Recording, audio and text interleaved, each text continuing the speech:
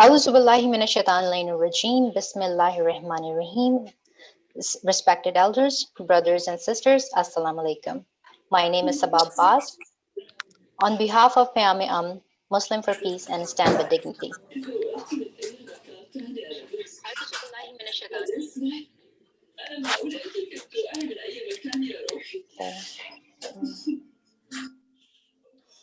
I would like to thank every one of you all over the world to discuss the theme of the program, a special global webinar part 2. We had the part first back in December, and this is a part 2. And we will be the remaining events for the special global webinar will be on March 13th. Can everyone please be mute? April 10th and May 8th. The program, a special global webinar part 2, empowering yourself, your family, your community, and our future, maintaining a mental, healthy, and a spiritual as per our Ahl Bayt alayhim salam on our YouTube channel, Ahl Bayt Media. You can contact webinars at standwithdignity.org or follow our Facebook page, Ahl Bayt Media, for further information. Event is organized by Payam Message for Peace Inc., New Jersey, one of the oldest Shia's organization in New Jersey. It is publisher with books, mostly in English for both youth and adults, has held various Islamic day seminars, including Hussein Day since 1978, one of the oldest running programs where leaders and religious scholars of different faith, politicians, academia, and others speaks on the Imam from an interfaith perspective, various interfaith workshops and camps for youth. Event is co-sponsored by Muslim for Peace, a social religious organization, and Stand with Dignity, both based in New Jersey. It is being broadcast via Ahl Bayt Media from the USA, live stream throughout the world. Thank you for joining us today for an insightful, inspiring, and thought-provoking session with our wonderful panel speakers as we discuss the sensitive topic and close to our hearts, but we don't talk about it loud, maintaining a mental, healthy, and a spiritual life according to our Ahl Bayt alayhim salam. As we all are going through the pandemic since last year, it impacted us differently. Everyone is going through the different struggles of life, but maintaining a mental stability through this time is one huge obstacle which we all are facing. Many people ignore the mental health because they are far away from the spiritual values. Few groups of people, however, can realize the mental complications that appears in the form of resistance, rebellion, inclinations to the commitment of sins, excessive fondness of material life, and desertion of the mental values. In view of that, the treatment for the spiritual defects has been more difficult and more painful.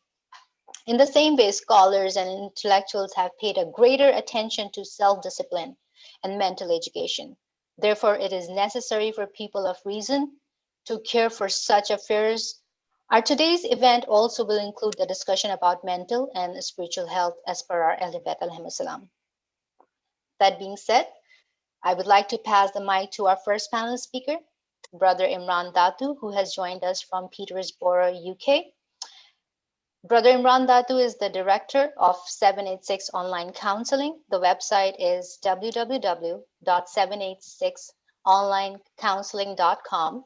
He's a pharmacist by profession. He's also a well-known reciter of special poems, which we call in Urdu manqabat in particular. Brother Imran Datu's today's topic is, are we truly content being a Muslim? Before I would like to invite Brother Imran Datu, I just want to make sure we don't have any further technical glitches. Faizan, can you please confirm? We're good. Okay. Thank you so much. أعوذ بالله من الشيطان الرجيم. بسم الله الرحمن الرحيم. My dear brothers, my elders, my sisters, my esteemed panelists, Assalamu alaikum wa rahmatullahi wa barakatuh. Firstly, I would like to thank Brother Hassan and his team for inviting me on today. I'm amongst esteemed panelists who are far more qualified, and it's an honor to be a part of. So I thank you for that. And I also like to commend the program actually itself. Like Sister Safa said, it's a sensitive topic that's not been spoken about too much. But I think this is we need a platform to discuss things like this. So I definitely commend the team for the type of topic that they have chosen.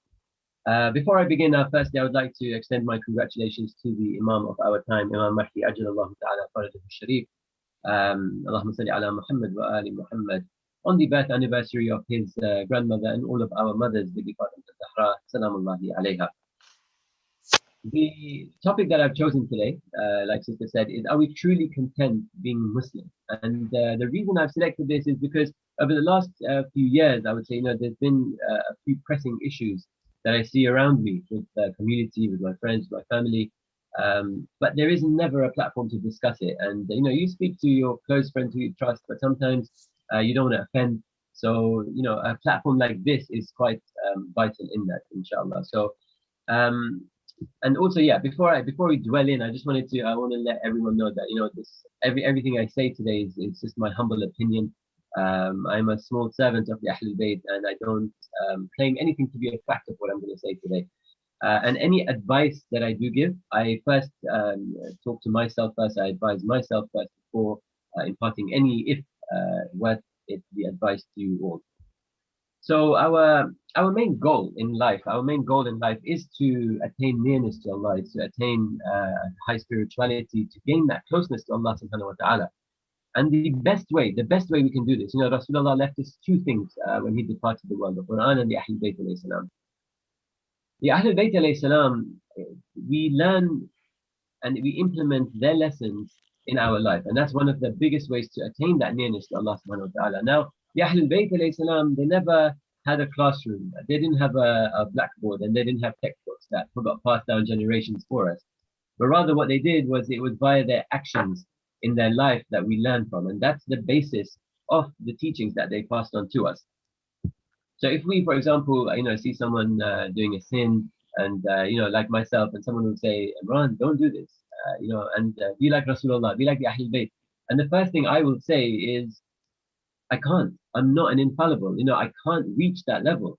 But really, you can at least try to get to 90%, 95%. It's doable to get to the spirituality that they exemplified. Look at and we've lived in we've seen in history, and we're living amongst people who are at that level. Look at our Ayatullahs, right? They've dedicated years and years to the service of Islam, and to study it and to pass laws. Look at their spirituality, and that just says it all. So if anyone has had the opportunity to go to Iraq, for example, like myself, alhamdulillah, gone to visit Sayyid Sistani, you see him, and that itself exemplifies akhlaq. That exemplifies the lessons of the Ahlul Bayt. So it is doable, so there's no excuse for saying I can't get to that level. So the way I want to kind of break this talk down, I don't want to take too much of your time. There's so many more esteemed and more qualified panelists here. But what I want to do is I'm going to first talk about the examples in the life of the Ahlul Bayt alayhi salam, and how content they were with their life. And I'm going to keep throwing this word content out because that is related to my topic, and inshallah that will resonate with everybody as well. Then I'm going to look at the our life, and our culture and our society, and are we really content being Muslim, and are we really content being who we are truly in the world that we're in? And then finally, inshallah, we'll tie it all together with the mental health element with it, and how that can, inshallah, allow us to kind of break that and get closer to Allah subhanahu wa ta'ala, should that be an obstacle. Now, one of the first examples that comes to my mind is when Rasulullah sallallahu alayhi wa alihi wa sallam, Allahumma salli ala Muhammad wa ali Muhammad, when he used to go to mosque, when he used to go to the market, there was this woman in particular who would throw rubbish on him. It's a very popular story. I'm not going to go into the depths of it. Every day, this woman would throw rubbish on Rasulullah just because she opposed his beliefs, just because she opposed the way he was and the way he used to live his life. And this woman did not represent herself, but represented a group of people who thought, in a very like manner at that time. Now, the easy thing to do would, for Rasulullah, just to take a different route. We see a traffic on the M25, we'll go by the A1 because we ain't got time to stay in M25. So Rasulullah could have taken a different route. Or he could have asked the woman, look, what do you want of me? I will do it, and then just stop throwing this rubbish on me. But what we see, what happened is Rasulullah was content with the way he was content with his way of life, and he stuck to it. And eventually, that led him success in the way that when the lady was ill one day, she didn't throw rubbish on him. Rasulullah asked, "Where is the lady?" And when he was told she wasn't well, he went to go see her. And that kindness itself of Rasulullah allowed the lady to convert to Islam. So, whether Rasulullah knew of this or did not, the action itself of being content and to continue in the way of Allah subhanahu wa ta'ala allowed him to get to that level. The second example is of our holy lady, Bibi Fatima salamullahi alayha, when there was a blind man one day who entered where we came to visit the house of Imam Ali alayhi salam and Sayyid al-Zahra. And he was blind, but Bibi Fatima stayed behind the curtain the whole time, the entire time, did not appear out of him, even wearing a scarf. After the man left, Bibi Fatima was asked, Bibi Fatima, why did you not come out, even in your hijab? But she's just like, even though he's blind, I am not, number one, and I have to take so much care of my hijab that it doesn't make him a mahram just because, or even, it doesn't allow him to even see me even in my scarf if I can avoid it. And this is the level of hijab. The idea isn't just to say don't come in front of a blind man. The idea is to show how valuable the hijab is, and how how nowadays, I'm sorry to say, but we do take it very lightly. And I'm not talking about the women only, men too. If you are able to grow a beard, there's so many exceptions. Granted, we can't judge. Grow a beard, that's a hijab. That's what we have been ordered, and it's a wajibat. So anyway, and then the final example is of Imam Hussein alayhi salam, we see in Karbala, where he stood for justice, he stood for Islam. And because he was content because Allah subhanahu wa ta'ala was happy with him. And that's the only contentment he needed. Rather, again, an easy way would be to say, Yazid, I give you my hand, take bay'ah, leave us alone, leave my family alone. But rather, he said, there's no one like me, somebody like me will never give bay'ah to somebody like you, because he knew the corruption. And that is what the beliefs of our Ahlul Bayt were, and they stayed true to it. That's the Ahlul Bayt example done. So now, it just goes to show that the Ahlul Bayt didn't compromise their beliefs for anything, or for anyone. Because for them, the ultimate was to praise Allah subhanahu wa ta'ala, and that is what they did, and that is what the examples that they gave us. Okay, now I come to us, and forgive me if this is a little bit difficult to hear sometimes, and again, I am a sinner myself. I am in no respect a perfect human being. I also commit so much sin, but this is just my little take on these things that I've been seeing, and inshallah we can benefit from it as well. So something that we see in our world, I'm going to take again two examples. Take Christmas, for example. Christmas is something that's it's really powerful nowadays. In the West, everything, the whole year is built for Christmas. They lead up to Christmas. They have, Christmas finishes, then they say 365 days left for Christmas. So it never ends. And what happens is, our children, they go to school, we go to offices, we go to our, colleagues, and this is pumped continuously all around us. And what now we're finding is within our own communities, within our own religion and our own cultures, we're bringing this Christmas tree home. We're bringing gifts on the 25th of December. Hear me out. I know it sounds a little bit harsh, but just hear me out.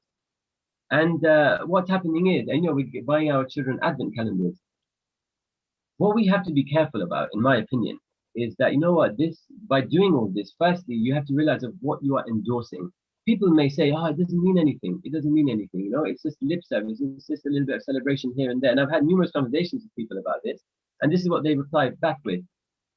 But we have to realize that it's your actions that speak way louder than your words. And we have to look at what it endorses. What does Christmas endorse? Granted, 95% of the population probably don't know why they actually celebrate it. It's more about the gifts now. It's very commercial. Khair, you're endorsing the fact that Nabi Isa was born on the 25th of December, number one, which factually he wasn't back in the calendar. It was sometime in the summer. Secondly, what you're endorsing, and the biggest thing, is that they believe that the Son of God was born on that day. And by you endorsing that celebration in any way, especially bringing it home, you have to it's very fine line. So we have to be very careful where we tread to see what we're endorsing. And what that eventually does, if we have children who we're entertaining this with, it confuses them. What it's telling them is that it's not okay to be different. It's not. It's like you must be like society wants you to be. You must take part in Christmas. You must do this. You must do this. And what happens is when they grow up, they get confused. And even though people say, for Eid we do the same thing, fair enough, but you're confusing the children, you're confusing our future, you're confusing the community, because what happens is, turn it around, go to the British people and just say, look, celebrate Eid. The response will be, almost laughter, like, come on, what are you talking about? Yeah, this is our thing, we'll do our thing. But why is it so much that we have to grab on to what Western society or any society that we're in wants us to? We have to realize, and we have to be content that being different is okay. It's not a bad thing. Celebrate with colleagues. You know what? Give gifts, give cards. It's good to make others happy as well. No harm in that. But bringing it home, what are we really? Are we really content with who we are? Are we trying to be somebody? Are we forcing ourselves to be somebody that we, shouldn't be? Or, so there's two sides to the story with that as well.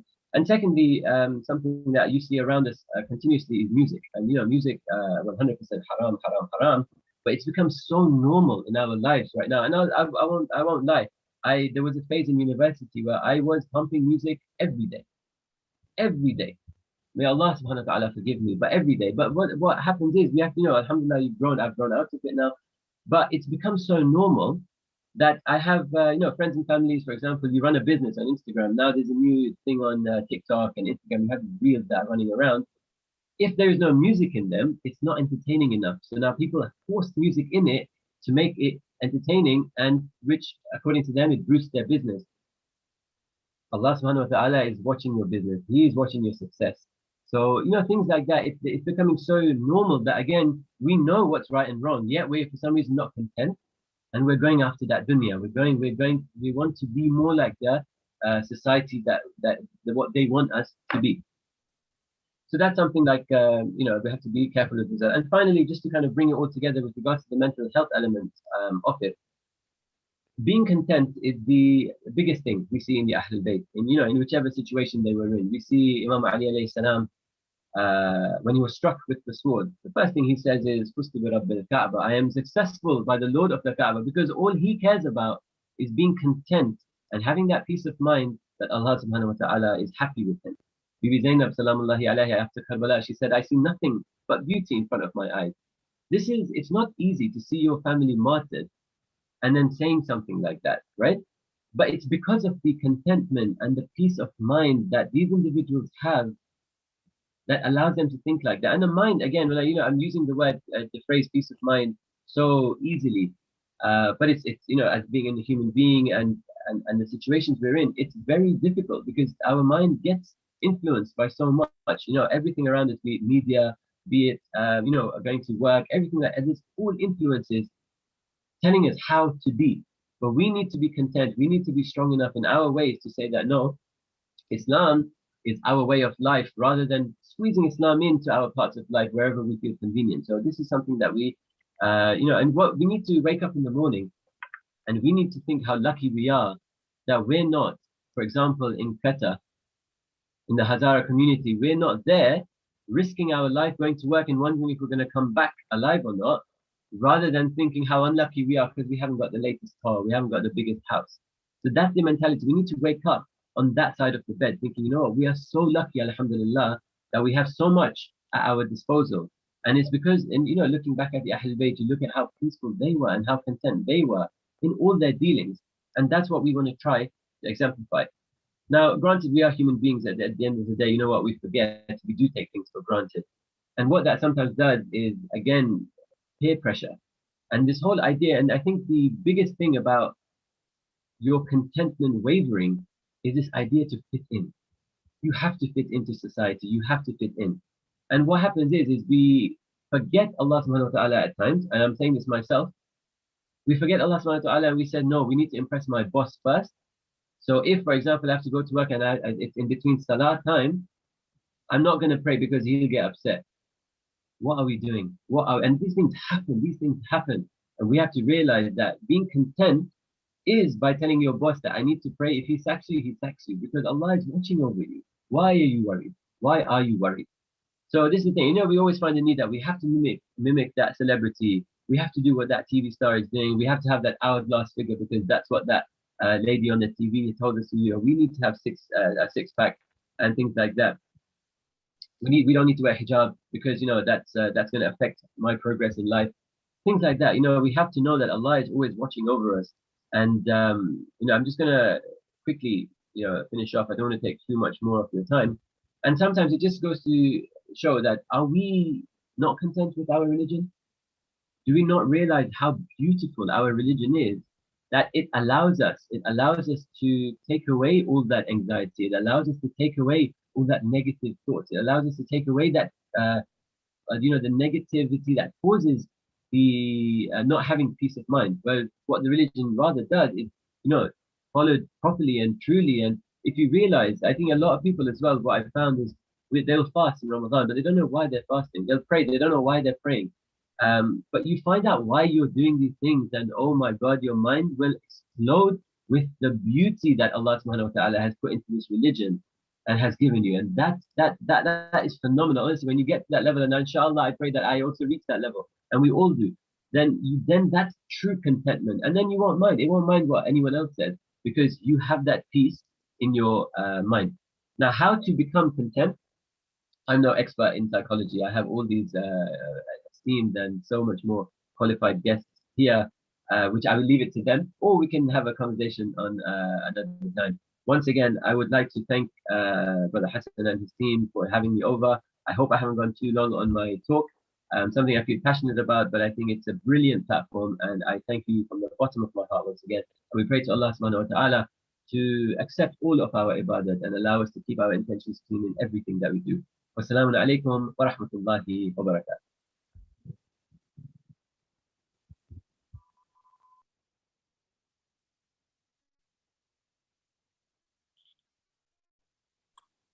We can't hear you, sister. Okay.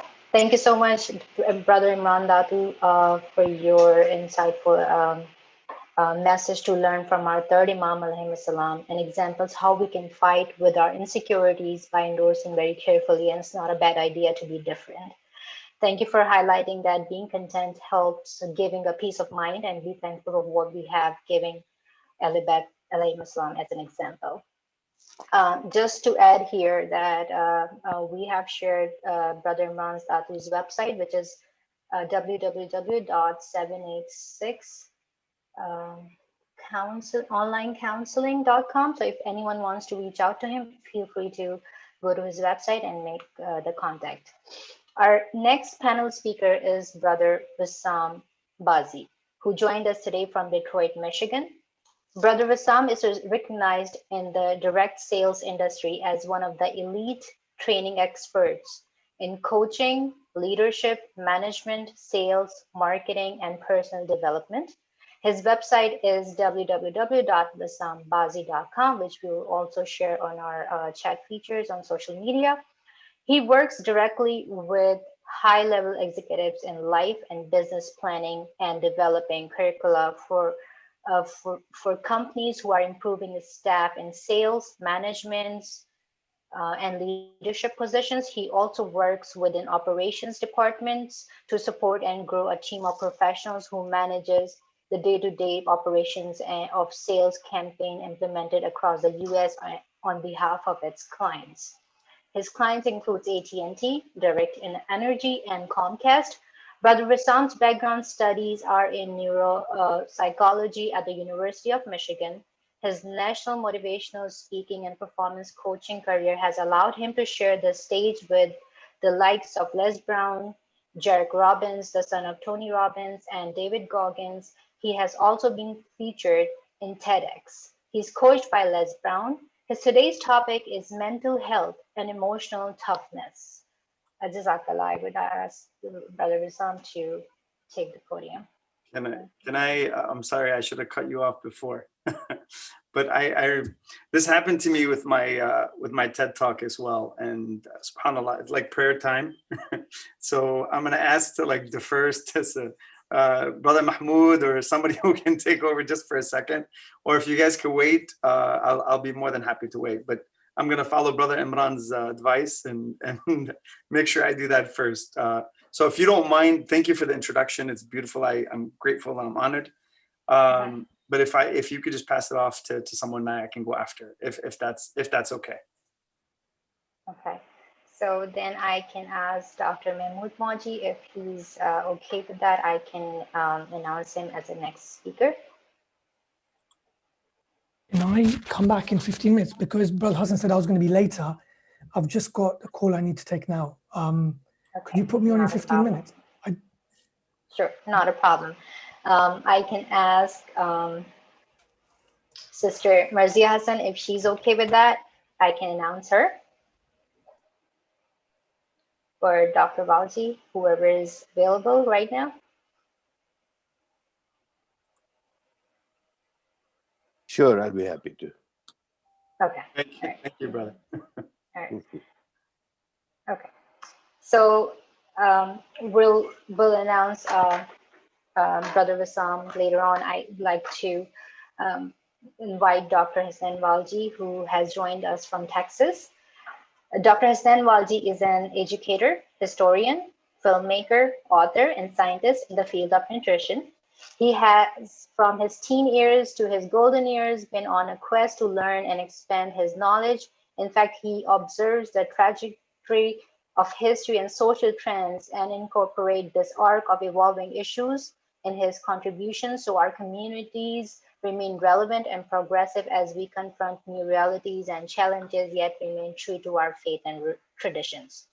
Dr. Walji's continued contributions from his active engagement on many boards, ranging from the World Federation of Khoja Shia Communities, Universal Muslim Association of America, National Muslim Catholic Dialogues, the Interfaith Peace Ministry of Orange County, the Shura Council of Southern California, the Shia Muslim Council of Southern California, and more recently at the International Society of Enlightenment, Education and Knowledge, which is ISEEK, demonstrate the breadth of his socio-political endeavor in tackling social injustices that confront our civil society.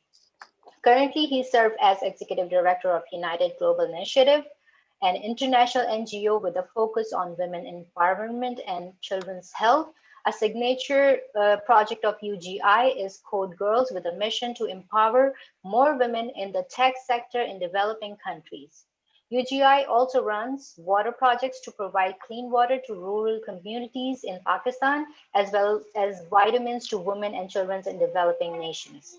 Dr. Walji's today's topic is Attitude of Gratitude, a tool for inner peace. I would like to ask Dr. Walji to incite us with his speech.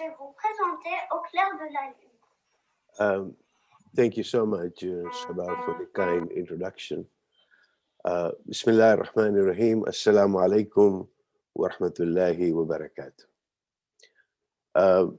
Thank you, team. Thank you, Hassan and others, for this great opportunity talking about empowerment. This is not just a buzzword. This is just not mouthing platitudes, but truly empowerment needs to happen in our society so that we can become better human beings and be assets to the community and the nations that we belong to. Within that context, the topic or the subtopic that we have is maintaining a healthy and a spiritual balance with mental resilience. And I chose to speak about gratitude within the context of the sub-theme of maintaining a healthy and spiritual balance. I'd like to divide the topic that I have into two parts, which are connected. One is the attitude of gratitude, and the other one is the altitude of gratitude. So bear with me for the next few minutes as I muse and reflect on the attitude of gratitude. It's something that's good for our bodies, for our minds, our relationships.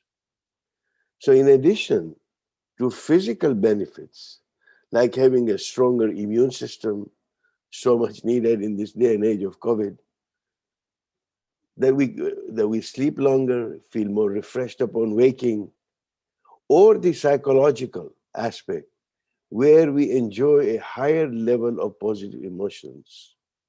There is also a third dimension of the attitude of gratitude, which is, going back to the theme, is empowering yourself and your community. So the social benefits is what I'm going to focus on in the time that I have, is the social benefits of the attitude of gratitude is very significant. This indeed is a social emotion. What I see is that the relationship strengthening emotion, because it requires us to see how we have been supported and affirmed by other people around us. We are part of a society, we don't live in a vacuum. And these interactions become all the more important. Indeed, this particular thought cuts to the very heart of the definition of gratitude, which I look at as in two components. Firstly, and without this you cannot have gratitude, is an affirmation of goodness.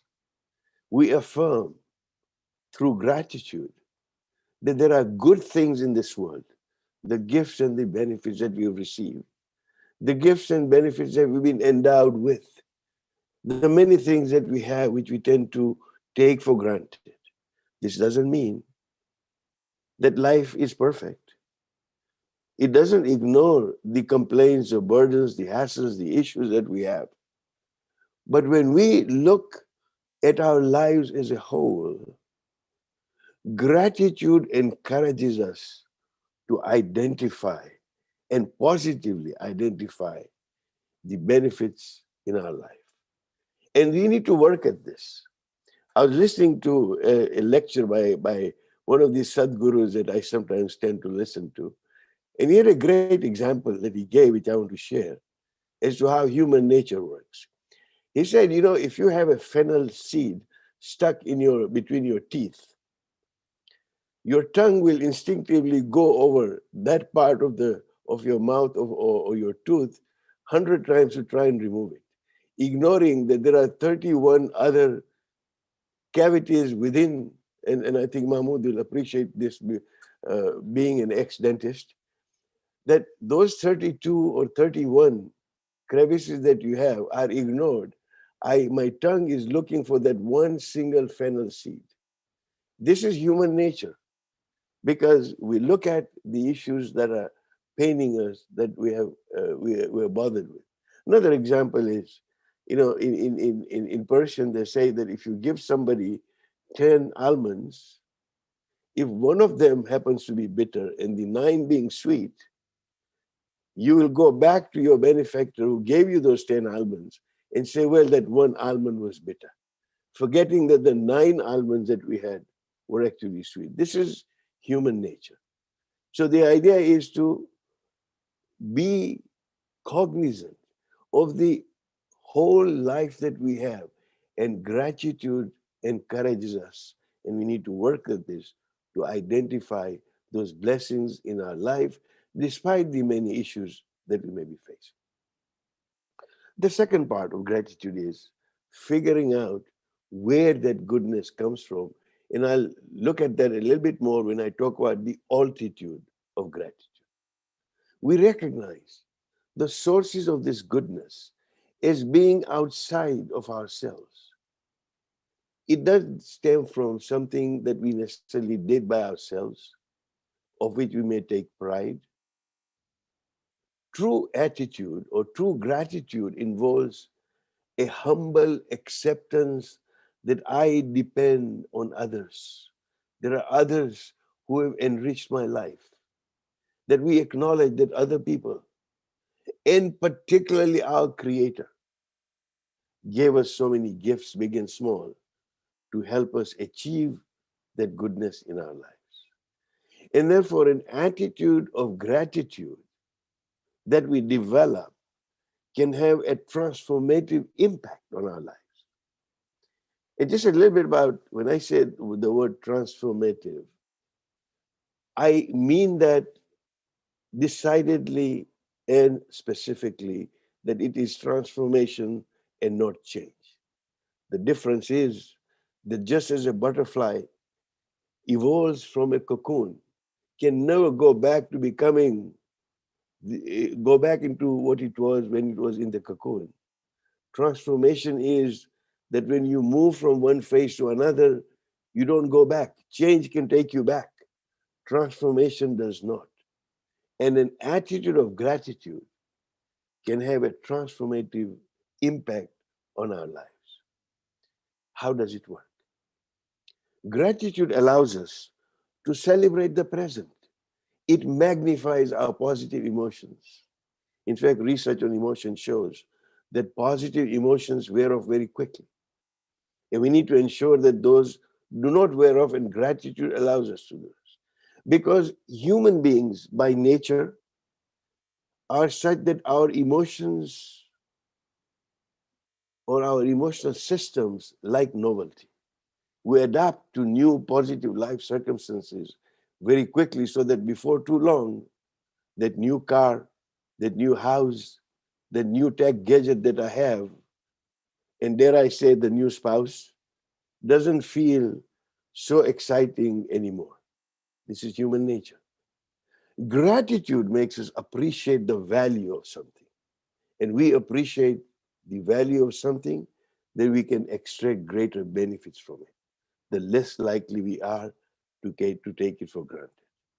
In effect, I think that gratitude allows us to participate more fully in life.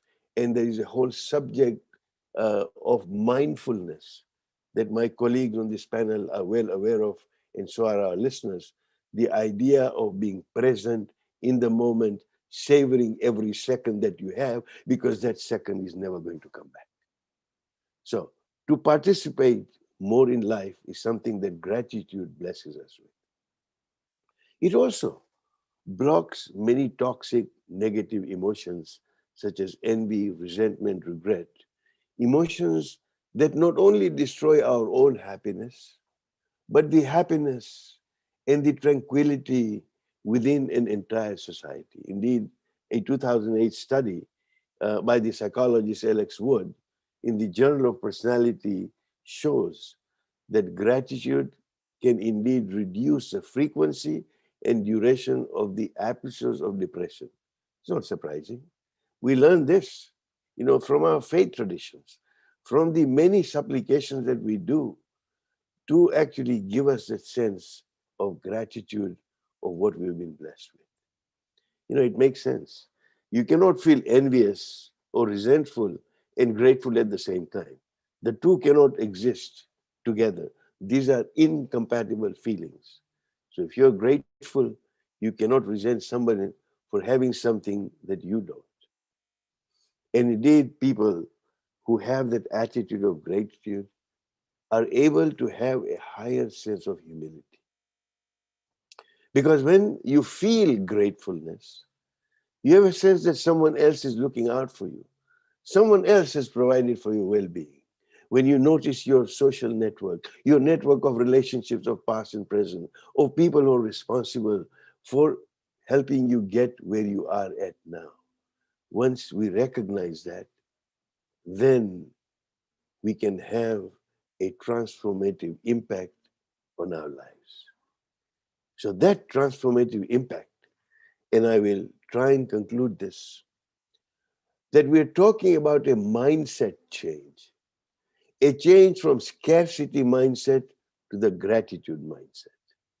When you constantly focus on how less you have of something, such as knowledge, money, food, people, relationships, etc., or when you're always thinking about how many things are going wrong in your life, how many problems you have, how tough life is, you are carrying a scarcity mindset.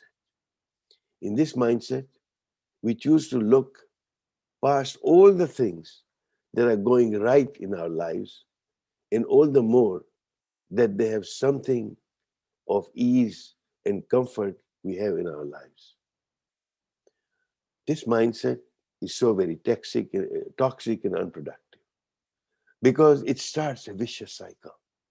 Negativity and scarcity mindset makes us overlook, as I said before, the positive things in our life. And focusing on that fennel seed between your teeth and focusing on problems in turn makes you even more negative and ungrateful. There is no end to it. Here's the scenario. You now finish your education, got your degree with a huge student loan, that's another issue. But you get the job, then what? You're now focusing that you're single, you need to get married. You get married, then what? Well, you worry about not having children. Now you're blessed with children, then what? You shift your focus of not being able to buy that big house. When you buy that house, then what? By the time your kids have grown up, you focus on how your child is not building the career that you want them to. I could go on and on and on. I'm sure you can too, because a lot of us seem to think like this. In the Holy Quran, Allah subhanahu wa ta'ala says the ungrateful never prosper. Surah number 28, ayah number 83. So most of us, if we remain ungrateful, then we cannot prosper. And this is something that we need to understand. Allow me to now end on this note of the altitude of gratitude. And I quote Imam Jafar as-Sadiq al-Islam when he said that every single breath you take necessitates an essential shukr from you. Gratefulness and shukr are used, as a translation. The meaning of shukr is much more than gratefulness. But I don't have time to delve into the beauty of the Arabic language when you talk about shukr. But suffice it to say that Imam said an essential shukr from you, or rather 1,000 shukrs or more. Biharul Anwar, volume number 71. This particular tradition teaches us the altitude of gratitude, having acquired the attitude of gratitude. Firstly, Imam says every single breath necessitates an essential shukr. This means that no matter how small the blessing might be, or it might seem, one needs to express his gratitude to Allah by appreciating what one has. A single breath that we have, which necessitates life, is a blessing. How many times that we take that breath and say, Alhamdulillah, praise be to Allah, I'm grateful for this breath.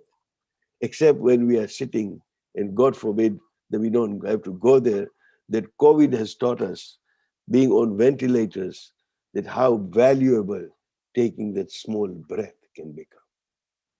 And that is a level of gratitude that Imam is talking about.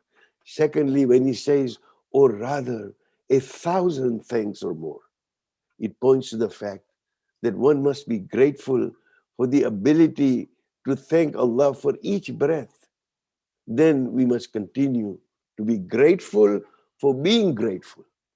Nabi Musa alayhi salam was asked by Allah to be grateful and show him the level of gratefulness. And the response he gives is that, what can I say? I am grateful that you have taught me to be grateful. This is the height and the altitude of gratitude which helps us observe that the depths and the heights of shukr is beholding a profound sense of awe-inspiring consciousness of our benefactor. Its reality is not in the beneficence, not in the gift that we have, not in the blessing that we have, but in the benefactor. And that heedlessness of the benefactor is ungratefulness, however much you may utter that platitude of gratitude. So with that said, let us understand both the attitude of gratitude and the altitude of gratitude. We need to think outside the box when it comes to gratitude. Mother Teresa talked about how grateful she was to the people that she was helping, the sick and the dying in the slums of Calcutta, because they enabled her to grow and deepen her spirituality. Here's a lesson from this awesome woman. to say how grateful she was for having the opportunity to serve. And that is a very different way of thinking about gratitude. Gratitude for what we can give as opposed to what we can receive it. And that is a very powerful way of cultivating both the attitude and the altitude of gratitude. Thank you for listening to me so patiently. Wassalamu alaikum wa rahmatullahi wa barakatuh.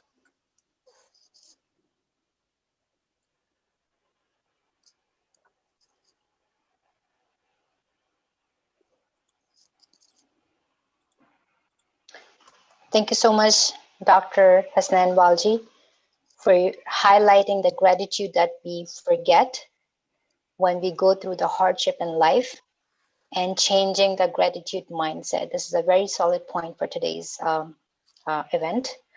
There are so many little things to be thankful for, but we just don't realize and want more and more. And pandemic is the reality check for us. So thank you so much for your words. Next, our panel speaker is Brother Wissam Bazzi.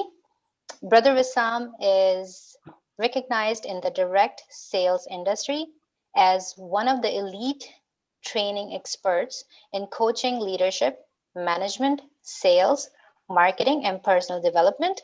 His website is www.wissambazzi.com. He works directly with high-level executives in life and business planning and develops curriculum for companies who are improving staff in sales, management, and leadership positions. He also works within operations departments to support and grow a team of professionals who manages the day-to-day operations of sales campaigns implemented across the US and behalf of its clients. Some of his clients include AT&T, Direct Energy, and Comcast. Brother Wissam's background studies are in neuropsychology at the University of Michigan.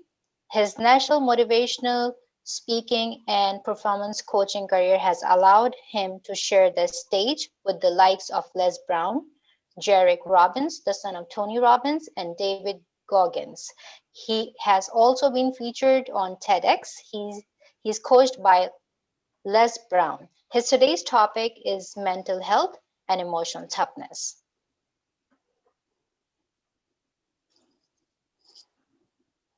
Take it away, or? Yes, you're good to go. All right, very good. Thank you. Just didn't get the last part. Assalamu alaikum, everyone. I'm happy to be here. Alhamdulillah. To a lot of you, I haven't seen you in a while. Much appreciation. I'm a student. I'm always a student. I will always be a student. So thank you for the speakers who have gone before. I'm really grateful, and the gratitude that I'm showing, alhamdulillah. So I've learned two things so far. Don't miss prayer, okay, which alhamdulillah. So Brother Imran, you gave me some drive there, and I did that. It took a lot of guts for me to do, and I'm sorry. And the gratitude from the Brother Hussein, I'm grateful for that, and it's really touching to the heart. I truly believe when people can get together with the energy, there's an energy that they create. I don't care if it's over a computer. I don't care if it's millions of miles away. I don't care if you're in another universe. The energy that we can come together, when we come together, when minds actually come together, it's so powerful and so beautiful. And it kind of sits on your heart, you know, it just like gives you this amazing feeling, which I can only describe as a ball of energy surrounded by calmness. So thank you for doing what you have done as speakers, just to inject yourself with these kinds of with the kind of information that you have, and you can present it to the world, and I can benefit and others can benefit, because I know how difficult that can be. So that being said, thank you to the panelists. Thank you to the people who have put this together. I'm grateful and I'm honored.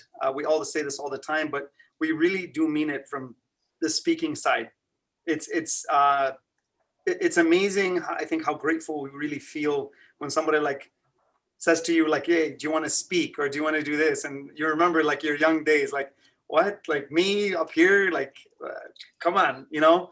But at the end of the day, it takes some hard work, and you're moving, like, and I've had some amazing experiences with some of even the speakers, and I'm grateful for that as well. So let's delve into the information in terms of how we can actually attain, you know, some benefit.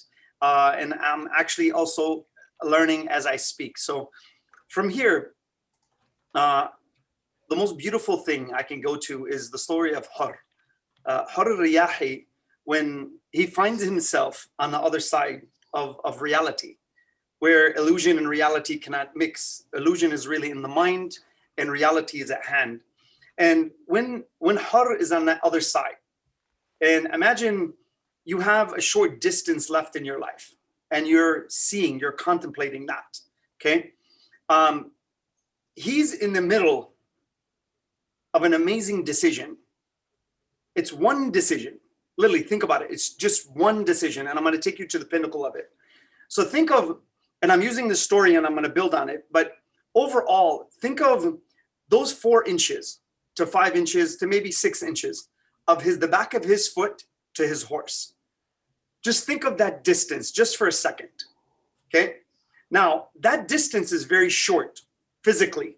Mentally, it's a universe, because that decision will literally dictate and transcend time. He signed the signature of time, and he signed history by that one decision. That one decision can shape not just you, so many others behind you, but it's one decision. How do you get to that point where you can face that kind of challenge? What has to happen in your own heart? What has to happen in your own being as a person? Can I emotionally condition myself to be faced with that kind of reality, that kind of challenge when it presents itself? That distance of those 4 to 5 inches, that to me is the amazement of emotional and mental development. That moment is only preserved for certain people. Not many people can do that. And as history shows, that there were 30,000, some say 50,000, some say even more in terms of the narrations. But think about how many people really went across. And a lot of us, what do we think? We think that we're okay, we're fine. When the imam shows up, I'm here, I'm okay. You know, I see the imam, I'm just gonna do what I need to do and I'll just shift to that other side. But is that really gonna happen? Because if your heart is not emotionally conditioned, I'm sorry, you may have a challenge in your own complex in terms of how you're going to make that decision, because the heart is not conditioned properly. So now, having said that, just imagine when his friend asks him and he says, Hur, if I were to be asked, where is the valor, where is the strength of a warrior? I wouldn't hesitate to say it's you, but I see you perplexed. And he answers, this is the amazing part. Look at the decision. I'm choosing between heaven and hell. He sees his destiny on that level. So now when you were making decisions, are we contemplating enough to make that kind of decision? And can you kick your horse when you're faced with a challenge? Can you do that? Now, just think of the freedom that happens when he actually makes the decision to approach and not avoid. That, to me, is a decision. Your own soul is on the line. But your own soul is not worth your cause. Your cause is greater than your own soul. That is a why. That's how you have to understand yourself. Can you make a decision on that level? So let's see some science. That being said, let's see some science. And how do decisions actually affect you? What happens to your own emotional conditioning and your own mental processes? And how does that happen? So when we are actually making decisions, here's what happens. When we enter a state where I have to choose to either approach or avoid, what happens in the brain? What chemical structures actually take place? You'll understand that at the end of the day, you're a machine.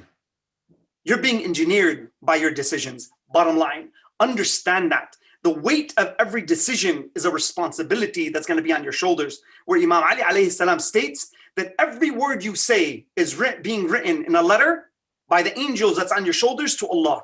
So think about the weight of that responsibility. So saying that, what is responsibility? What is your responsibility towards your own self?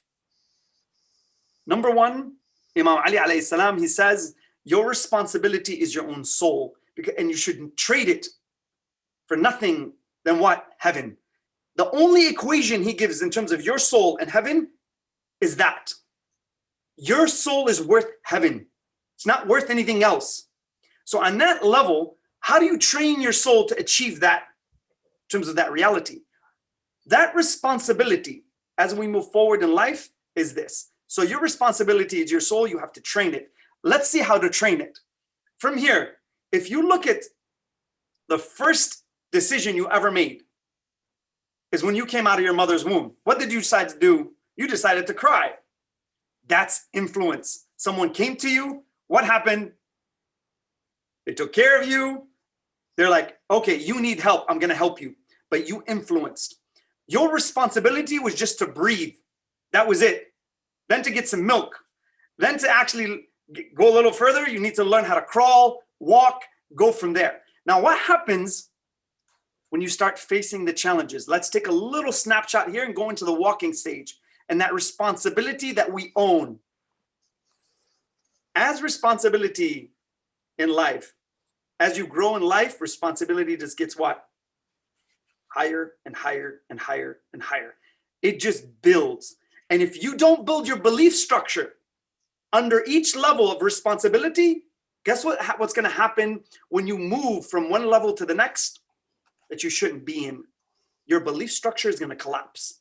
That's what happens.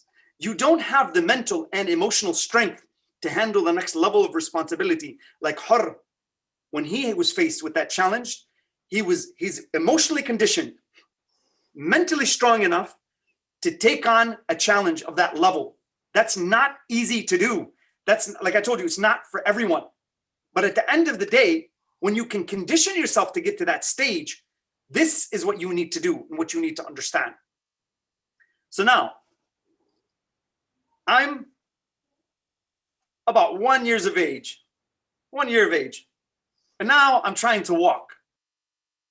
I don't remember that time. My parents do. They're like, goo goo gaga, come here. You know what I mean? One is, you see it all the time. One is on one side, one is on the other, and they're like coming back and forth. And that's what happens, right? And I'm trying to balance and I drop. Did I lose? Did I actually fail? This is something to please take with you in terms of your own conviction in here. I didn't fail, but I also did fail. This is how. If I think of the outcome, I actually failed. If I think of the process of me learning, I succeeded. How? The brain sent a signal to my muscles to recalibrate one step further. I actually gained one step to gain greater balance. I didn't lose. I didn't fail. I succeeded at that time. But most of us, what do? We look at the outcome. We don't look at the process, the building of the process inside ourselves. So on that level, here's what I tell you. When we get to that stage and we are faced with that challenge, and I begin to stand, I start to walk, and I move, and I gain my wheels. Allah gives me what? Freedom. I have capability. And I actually am moving. I gain tools through my challenge. I gain the freedom of walking through my challenge. Now, sometimes the challenges are very harsh and they're very dire. And it's not easy to handle life. I recently just lost my mother not too long ago. And I'm telling you, it was the hardest thing I've ever gone through in my life. But my mom was a warrior, mentally and emotionally. She was bedridden for about two years. And we were all next to her when she passed. And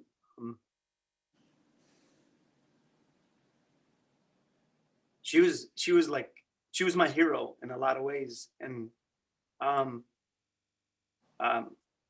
it's just amazing to come from a mother like that. My mom had a PhD in raising kids. And I feel like sometimes in this world, I think just to our mothers, please hold that flag. It's not an easy thing to do these days.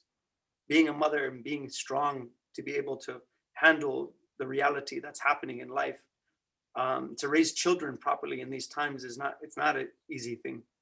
So to me, she was the epitome of strength. And I'll share something that she gave me as a person. I'll share this with you in terms of the mental toughness that she had. And she would call me like next to her bed, and she would always give me advice. She would always be in a state, she had a disease and she couldn't move. And she was losing her faculty of movement slowly.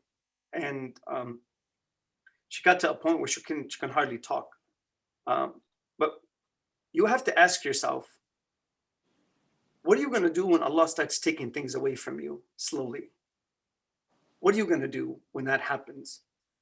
When you have all your strength, your body, you have everything. As Brother Hussein mentioned, you have all your facets, your facilities of movement.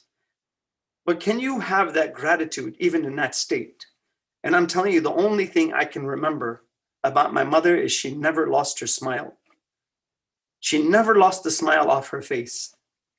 It was always there, no matter how harsh and how tough things were. She never lost her smile. And that to me gives me enormous energy as a person.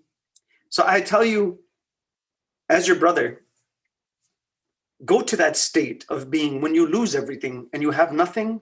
Just know that the Prophet sallallahu alaihi wasallam, he says, Bismillah, and I'm going to try to remember it in Arabic. He says, أفضل الإيمان أن تعلموا أن الله معك حيث من كنت. That Allah is with you wherever you go, no matter what place. And this is the best of faith. So on that level, when you are making a decision and you're moving back and forth, her, my mom, I'm not comparing her to her, that's my hero to me. But at the end of the day, when you're about to make a decision, here's what's going to happen in your mind, and I'm going to give you some science. When you're about to make a decision, in the Quran it states, يَا أَيُّهَا الَّذِينَ آمَنُوا لَا تَتَّبِعُوا خُطْوَاتِ الشَّيْطَانِ إِنَّهُ لَكُمْ عَدُوٌّ مُبِينٌ. O you who believe, do not follow the footsteps of Shaitan. Surely he's an arch enemy for you. What does that mean? The footsteps. Our ulama saying that there's a path and there's going to be an obstacle in your way. That footstep, meaning that your principle is here and the Shaitan diverts you where, starts moving your principle away from you. And you don't even know it. Why? This is how. When you make a decision, and let's say I forgot this in my hand and it's not mine, and I take it lightly, it doesn't generate enough guilt for me to give it back. Like me going to a store and actually stealing a packet of these, that generates too much guilt. So I know that's wrong and I shouldn't do it. But what happens when I just start making these little justifications for myself, these rationalizations that I should or shouldn't do something, but it's okay. This is not a big deal. This is the first step when you start moving away from your principle. Slowly, you start moving away. On that level, I want you to understand this. There's about 100 billion neurons in your brain. The dopaminergic systems, there's 4 pathways, and there's only about 400,000 cells. On that level, you have to understand this. When 2 thoughts enter the arena of your mind, and you're going back and forth like Hur was, he's going back and forth, back and forth. Do I make this decision or I don't make this decision? Do I approach or I avoid? Temptation is calling me. The world is calling me. It's telling me, you know what? You don't have to do that. Stay here. You're safe. You're sound. You're okay. Why would you choose death? Now, here's what happens to your brain and your emotional state. Whenever 2 thoughts enter the arena of your mind, whichever one you allow to win, it activates the dopaminergic systems. And that thought gets a dopamine kick. and it gets stronger. And it's taking a hold of you further. If it's a temptation thought, that temptation now's got you further.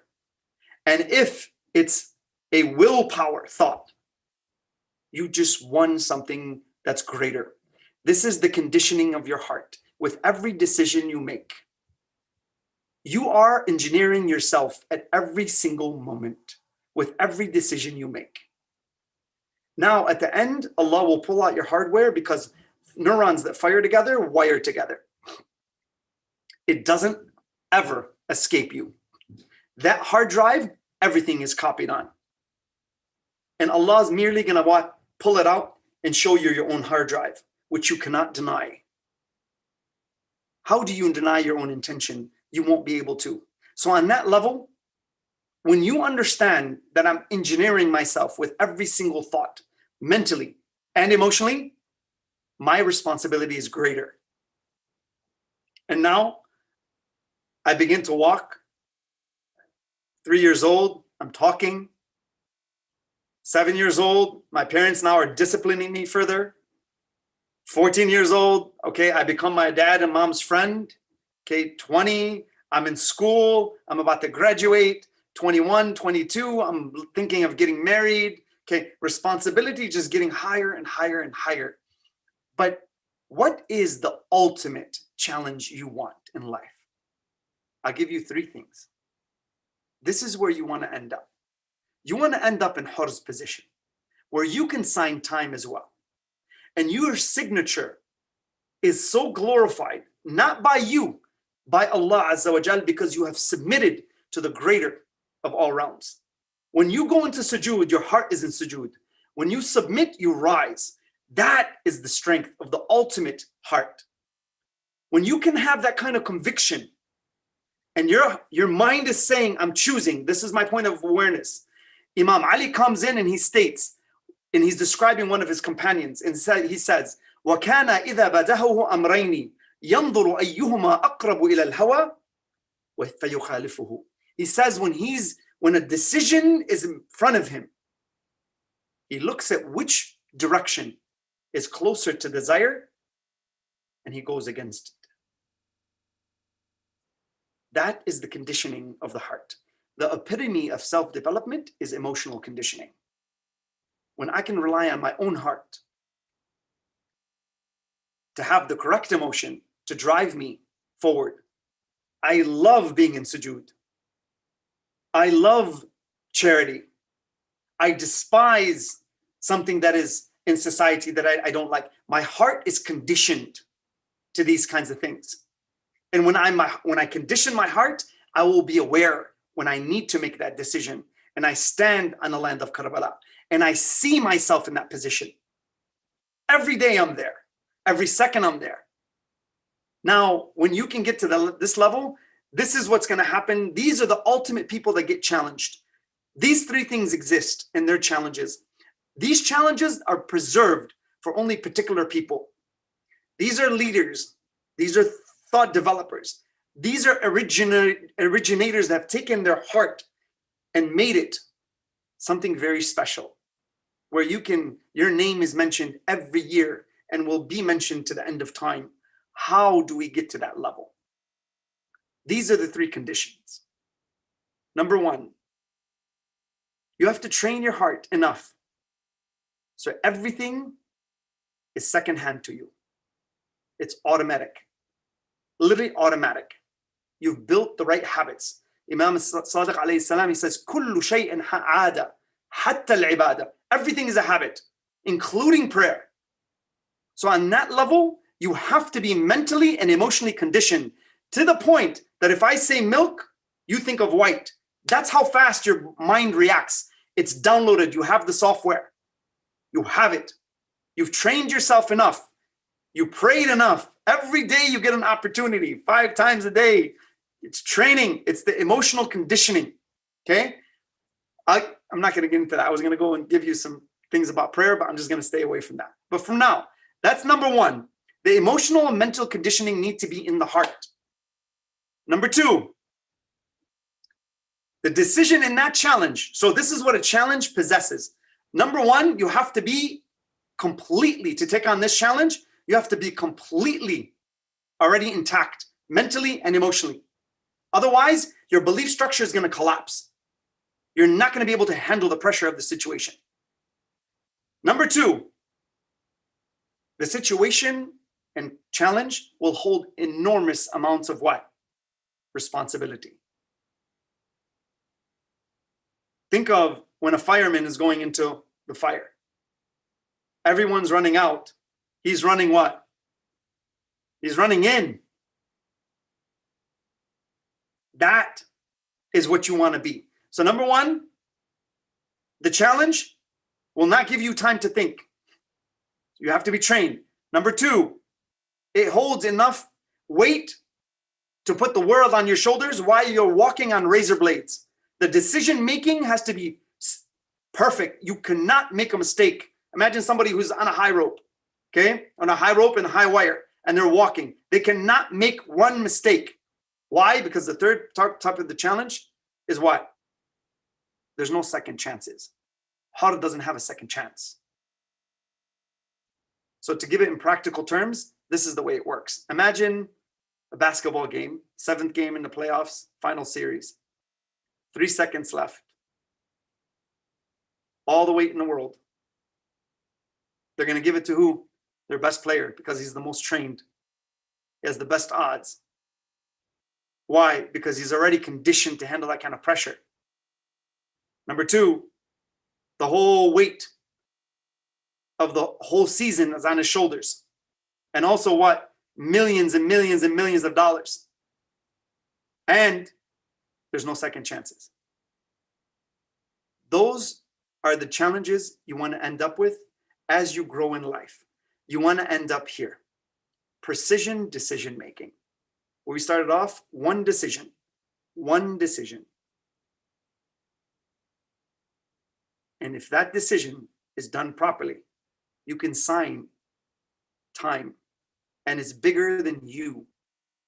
That, to me, is the ultimate way of being. So when the challenge comes, embrace it, love it, know that it's for you. This is a gift of Allah. Whatever the challenge is, it's a gift of Allah.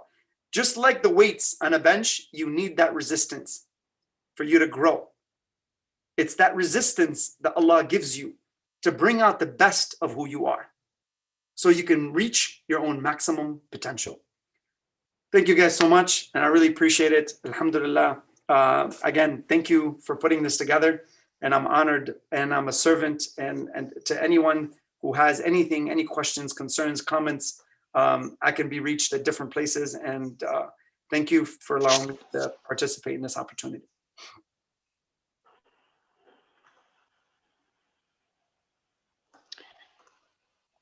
Thank you so much for your thoughtful conversation. Please accept our condolences for your mother's departed soul. May Allah bless her soul. It's not easy to lose a parent. May Allah give you patience in this difficult time. Our next panel speaker is Sister Marzia Hassan. Sister Marzia Hassan is a relationship counselor, parent coach, author, and speaker. Her website is www.marziahassan.org. She works with modern Muslims who yearn to find peace and happiness in their lives and are looking for fulfillment and connection in their relationships. She helps them discover and practice simple, evidence-based tools to cultivate more love and happiness and decrease negativity in their lives and in their relationships. Deeply influenced by spirituality, mindfulness, neuroscience, positive psychology, and cognitive behavioral therapy. She's trained as a social worker and has a private practice, Family Connections International, based in Toronto. In addition to providing counseling, Sister Marzia facilitates various parenting, self-development, and spiritual learning groups for youth and adults all over the world, including Canada, US, Europe, and South Asia. We'll be sharing her website on the chat section. She did her undergrad in the US and studied law with a graduate degree in law from the University of Toronto. Eventually, she spent her time pursuing various self-growth opportunities, including studying Quranic Arabic and attending personal development seminars and workshops. Her work centers around her mission to strengthen families by focusing on psychoeducation, personal development, relationship skills, training, and mindfulness. Sister Marzia's Hassan's today's topic is practical tools for building resilience.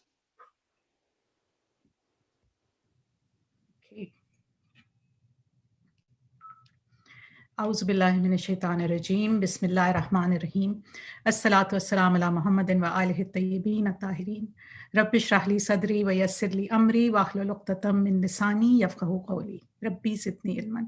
So assalamu alaikum everyone. I am delighted to be here among such amazing company, and generally this is a lot of fun to actually interact. It's really inspiring to hear everyone, and I'm also very grateful for Mahmood to allow me to go before my time.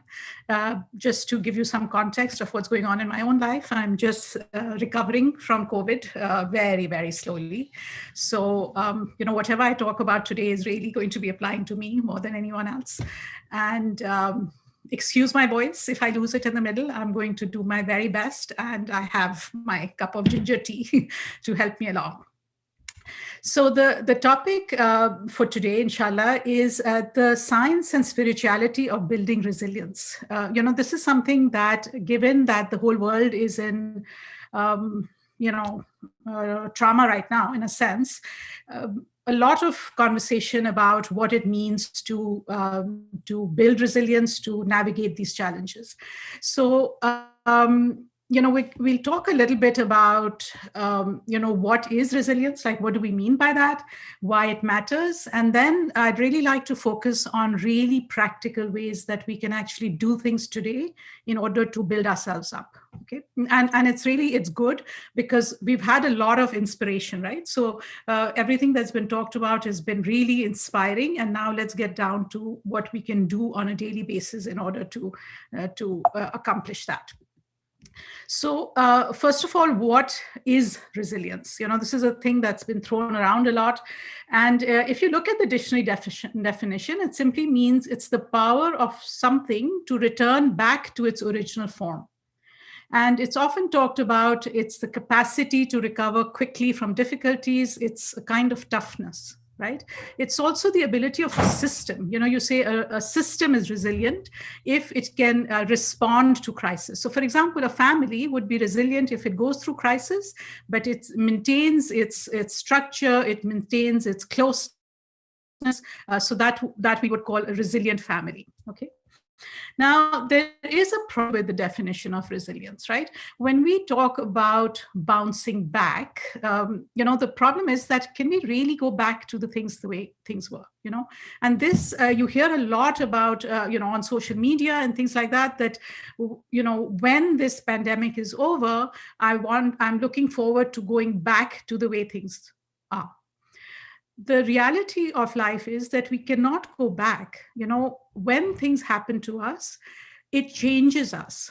I'm not the same person I was a month ago, and when I am continuously looking at going back in time, it's actually stopping me from using what's happened to me in order to move forward. Okay, I hope that makes sense. So a preferred definition is it's that quality that allows some people to be knocked down by life and come back stronger than ever. So it's almost like instead of failure allowing them to be hurt, they're kind of anti-fragile. So the more you knock some people, right, they rise from the ashes, they come back stronger. And the reason why I like this kind of definition is because it's much more in line with the Islamic concept of growth through adversity, right? So, we have this idea in life, most of us have this thing that life should be easy. Once I overcome this challenge, life will be smooth sailing. But we certainly don't get that from spiritual literature. We don't get that from our experience in life. I don't know where we get it from, but we have this idea, okay? What Islam tells us, however, in Surah Ankabut, for example, Bismillah ar-Rahman ar-Rahim, do men think that they will be left alone, that saying we believe and not be tried? So Allah is actually guaranteeing us that while we are on this plane of existence, in our lifetime, we will be tried. Like, this is the normal state. The normal state is not what we expect it to be, which is a life of ease and pleasure, right? And the word that Allah uses, excuse me, I've really, my voice was much better this morning, but please bear with me. The Arabic word fitna, it means to melt gold in order to separate its impure parts, okay? And what Hadith tells us is that you will be tried like gold is tried in a furnace, and you will be purified like gold is purified under the pressure of fire. So what does that mean? Just like, impurified gold or a diamond which has not experienced pressure is not that valuable. It's just ordinary. However, when you put the pressure on it and you put all of those what we would call obstacles on it, it actually goes through, like what Dr. Walji mentioned so beautifully, it goes through a process of transformation. It's not the same thing. When a butterfly comes out, the caterpillar that went inside the chrysalis, there is a quantitative difference in the two entities. Right? And that's what we mean, when we are talking about resilience, that's what we're talking about.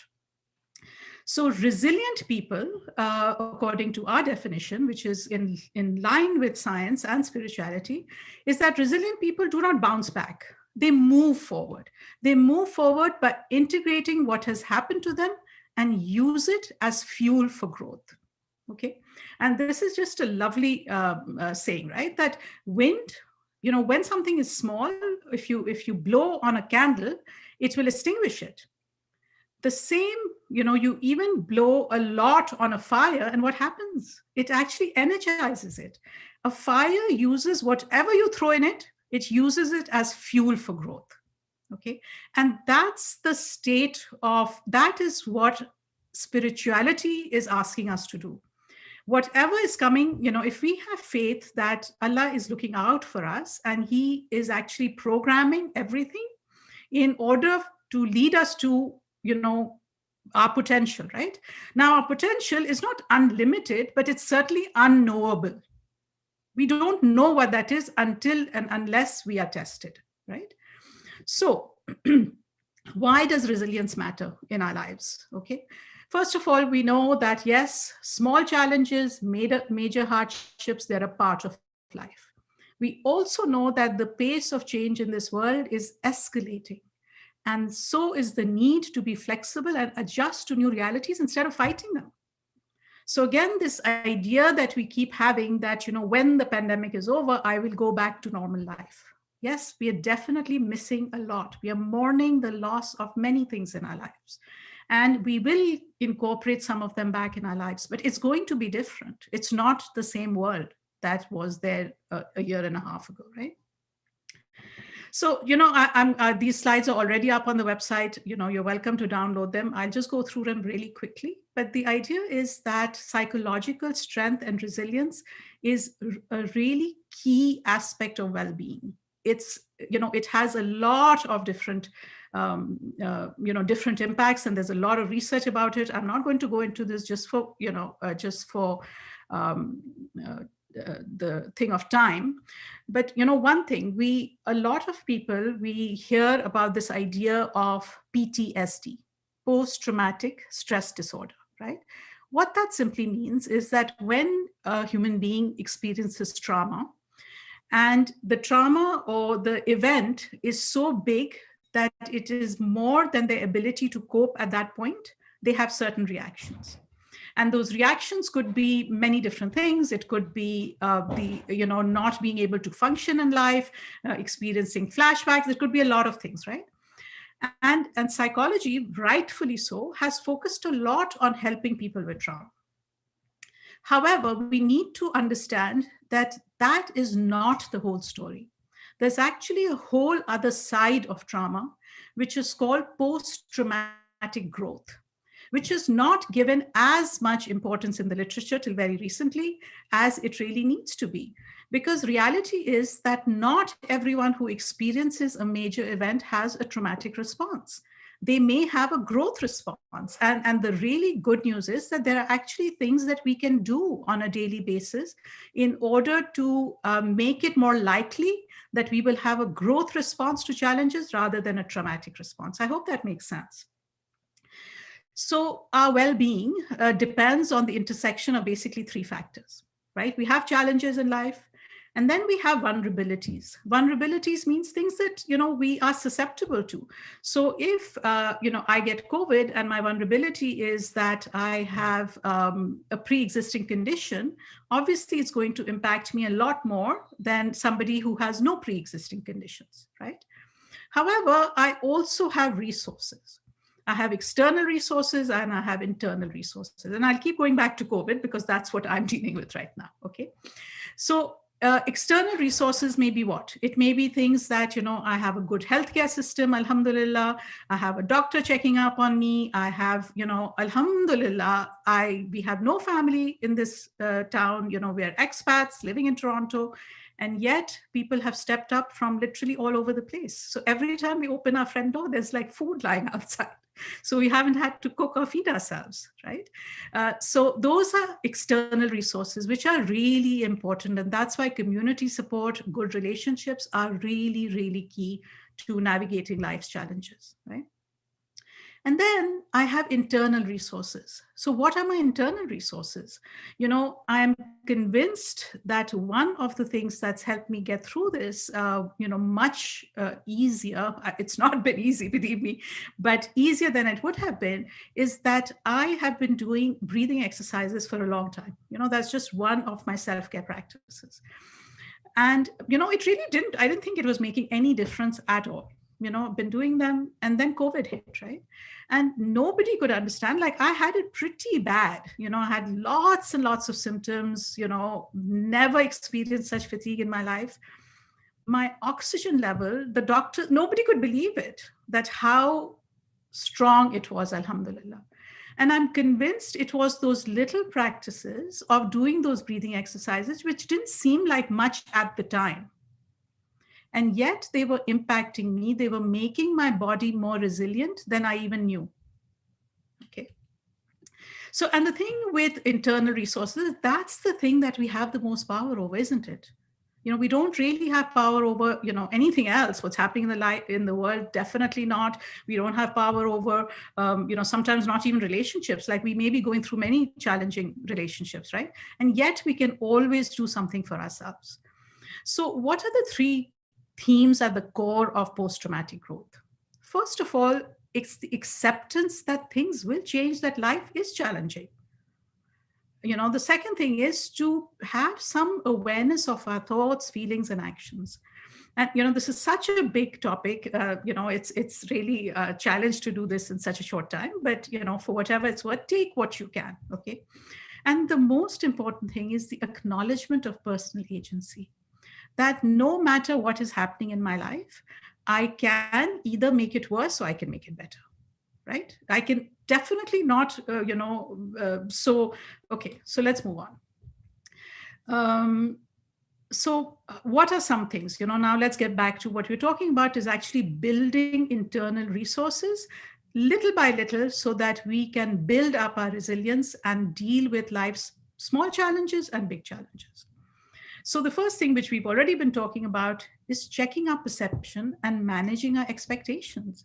So once we already recognize, faith tells us, experience tells us, spirituality tells us, literature tells us that life is going to be, while we are here, it's not a piece of cake. It can have a lot of joy, gratitude, lots of good things, but it's not smooth sailing, right?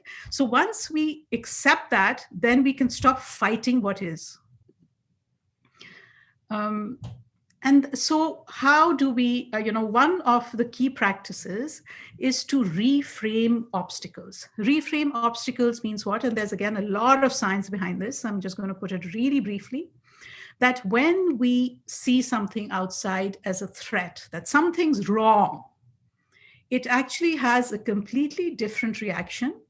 And I think Brother Wasim, he mentioned a lot of neuroscience, and I'm a big fan of neuroscience, but it actually has different chemical reactions in our body than when we are, so let's just put it really simply. You go into a test and the test is challenging, right? If you look at the test as a challenge rather than an obstacle, it's going to give you many more psychological and bodily resources to fight with that, to actually overcome that challenge, and you'll do better on the test. Like, this is a lot of research around that, right? So I love this. We love mantras. Not a big fan of mantras, but I love this one. Okay, obstacles make me stronger. Ohms, again, it's a matter of training our brains. It's a matter of training our brains to think and respond differently. So every day, we've all heard Om. So let's do Ohms.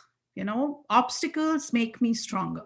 Again, I'm sharing a lot of different practices. You don't need to do them all. If you could start doing one of them, it's going to give you, some, it'll make some difference in your life. The second thing is to learn to press the pause button rather than the panic button. So what does that mean? And again, this, when I'm working with clients, this is like the most basic thing we do. And it's also the most challenging thing. Why? Because, when I learn this, press the pause button. What does that mean? Just simply, check in with yourself, breathe, just consider your response before acting. I always say engage brain before operating mouth. Okay. So the problem, though, is that we think that when we are in the middle of conflict, we're going to do this. No, that's not going to work. Why? Because if you're learning to play tennis, do you go to center court in Wimbledon for your first match? You don't, right? You actually practice in your backyard.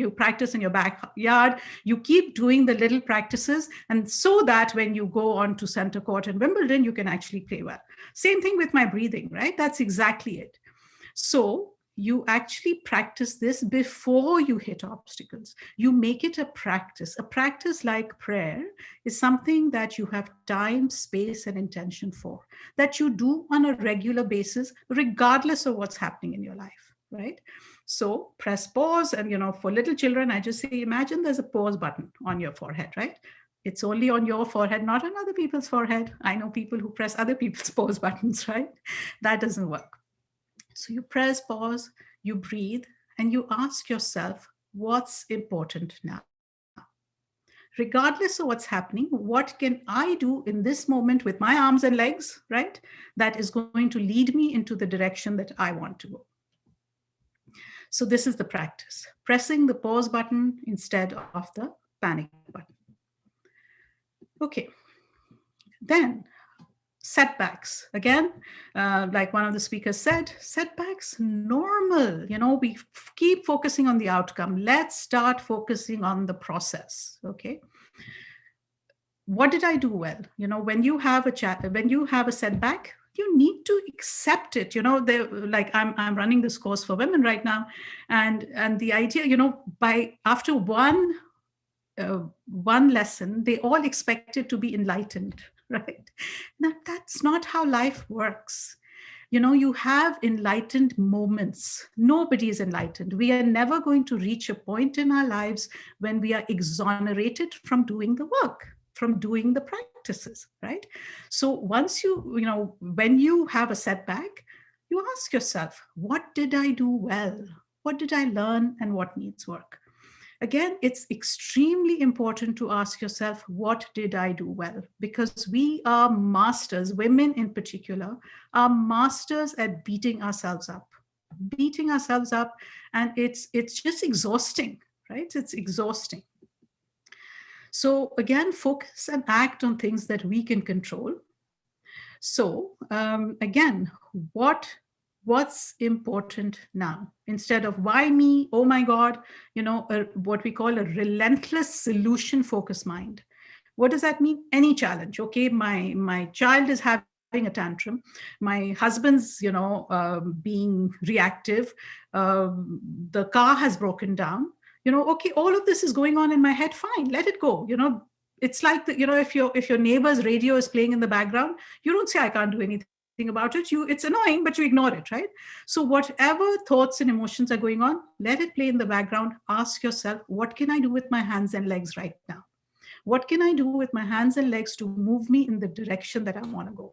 Okay. And very, very important, ritualize self-care.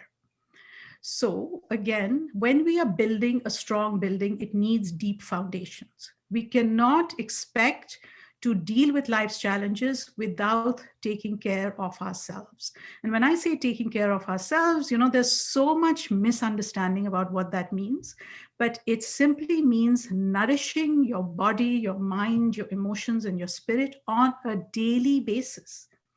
All of us have a keystone habit. A keystone habit is something, when we're doing that one thing, our entire life works better. For me, that's meditating and exercising. Those are two things that I know I need in my life in order to function at my best. It doesn't matter what else is going on, right? So when we ritualize those things, when we make it into a habit, that's how we build resilience. We don't build resilience, oh my God, like if I had started the breathing exercises after I got COVID, I would not get the same result. Obviously it would help, but because I had built up my lungs, it helps me navigate those life's challenges. Does that make sense? Okay, so just really brief recap. So reframing obstacles as growth opportunities. People say, oh, I'm triggered. I'm like, great, AGO, another growth opportunity, right? It's the opportunity in every moment to choose something different.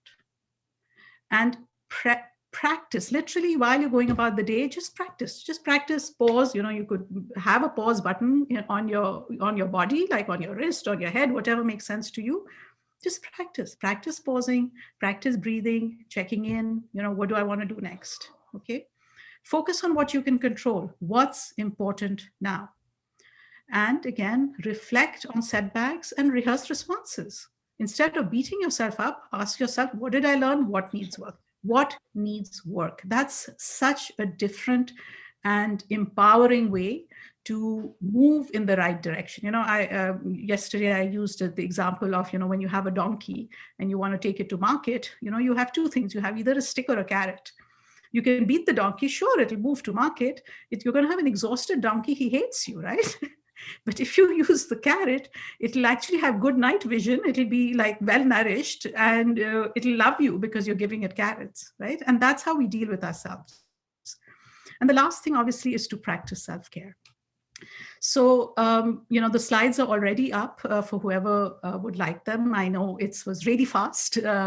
So whatever you take from it, the more you, even if you can start with one practice, do that, just take action. That's literally, we think a lot, and the more action we take, our lives will be different. So thank you very much. And again, I really am so grateful to Mahmood in particular for letting me go, because as you can see, I'm done for the day. But inshallah, of course, I'll hang around if there are any questions. So thank you.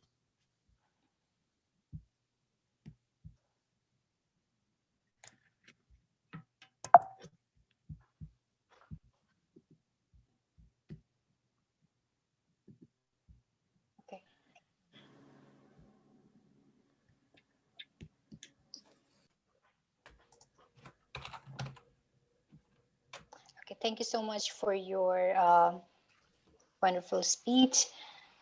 We are praying for your quick recovery. And thank you so much for giving us some points to work on. Thank you for sharing the obstacles, mantras, and self-care. We need to learn the pause button, and which we also learned during the pandemic. So thank you so much for your insightful speech. Our next panel speaker is Dr. Mahmood Mauji. He joined us from London, UK. Dr. Mahmood Mauji is an action-focused business coach who went from being an unhappy dentist to close 2.2 million in less than 11 months.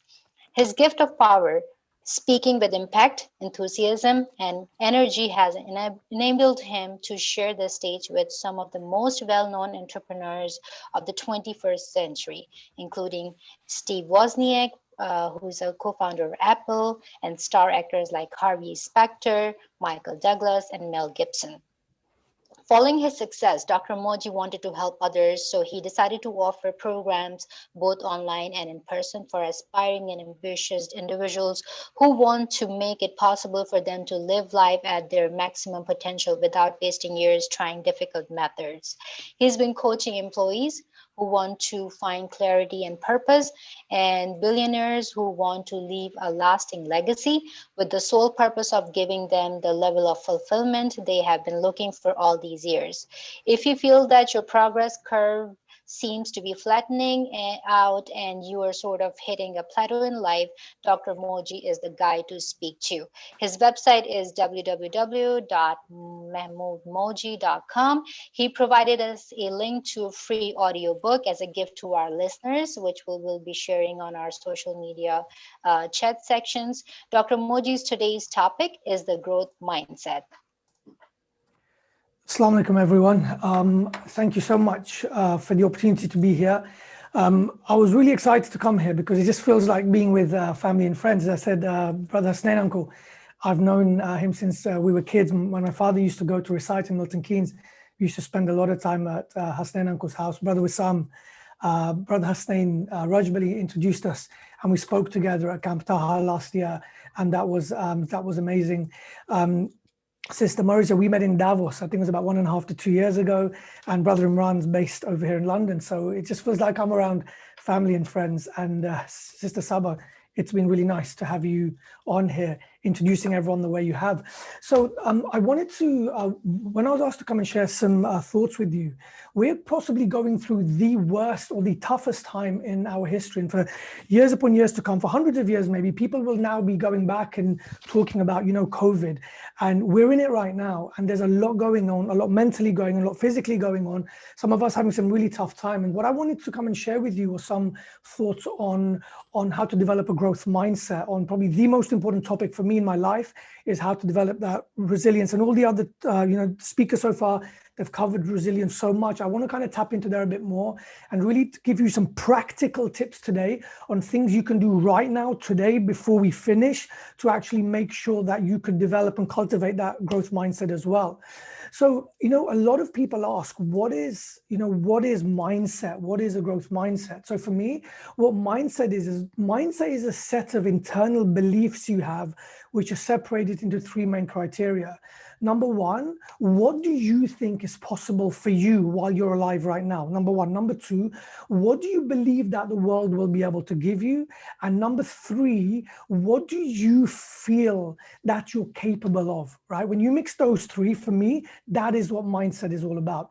And at some point in your life, there comes a point where something really crazy may happen. And what happens is that's when you begin to upgrade your mindset.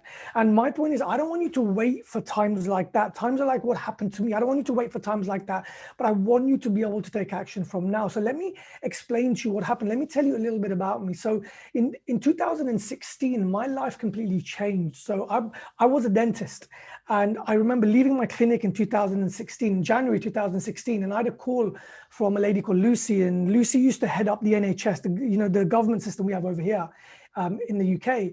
And she called me and said, because of some red tape, I'd lost the practice which I'd built up for 5 years. Now, for me, those 5 years worth of hard work which had gone into there, and my share of that business was worth £500,000, which is about $700,000. And for me, that was a lot of money, and I didn't know what to do. When's the last time that one day changed your life forever? And I remember coming home that day, my kids were young, I didn't know what to do. And as the days went on, I started going down a slippery slope. I wasn't depressed, but I wasn't okay. And I just didn't know what to do. And whenever things for me got really bad, the one person I always used to go and speak to was my father. And I went to speak to Dad, and Dad gave me, dads always have the right thing to say at the right time, right? Always. So Dad gave me 3 bits of advice. Dad said, look, number 1, Mahmoud, never ever give up on your dreams. He goes, whatever's happening in your life right now, don't give up on your goals. That's it. Number two, never stop serving people, right? So just because something's happening in your life right now, keep on serving, keep on giving. And number three, that the dots, they'll connect later on. That, you know, how many of you, like, just type yes in the YouTube comments and I'll have a look right now.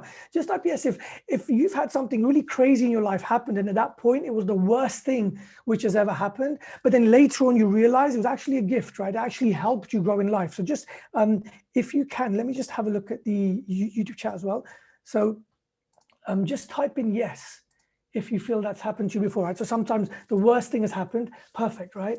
Okay, so for me, it was a really crazy time, but I didn't understand what Dad said to me. So as I was leaving, Dad gave me a book, and that book was called Habits 101. So I went home and I read that book, and what that book showed me is that the uber successful people, the people who've really made the 1% of the 1%, what they do is that they have a daily habit. They have something which they do every single day, early in the morning, and it's normally related to health.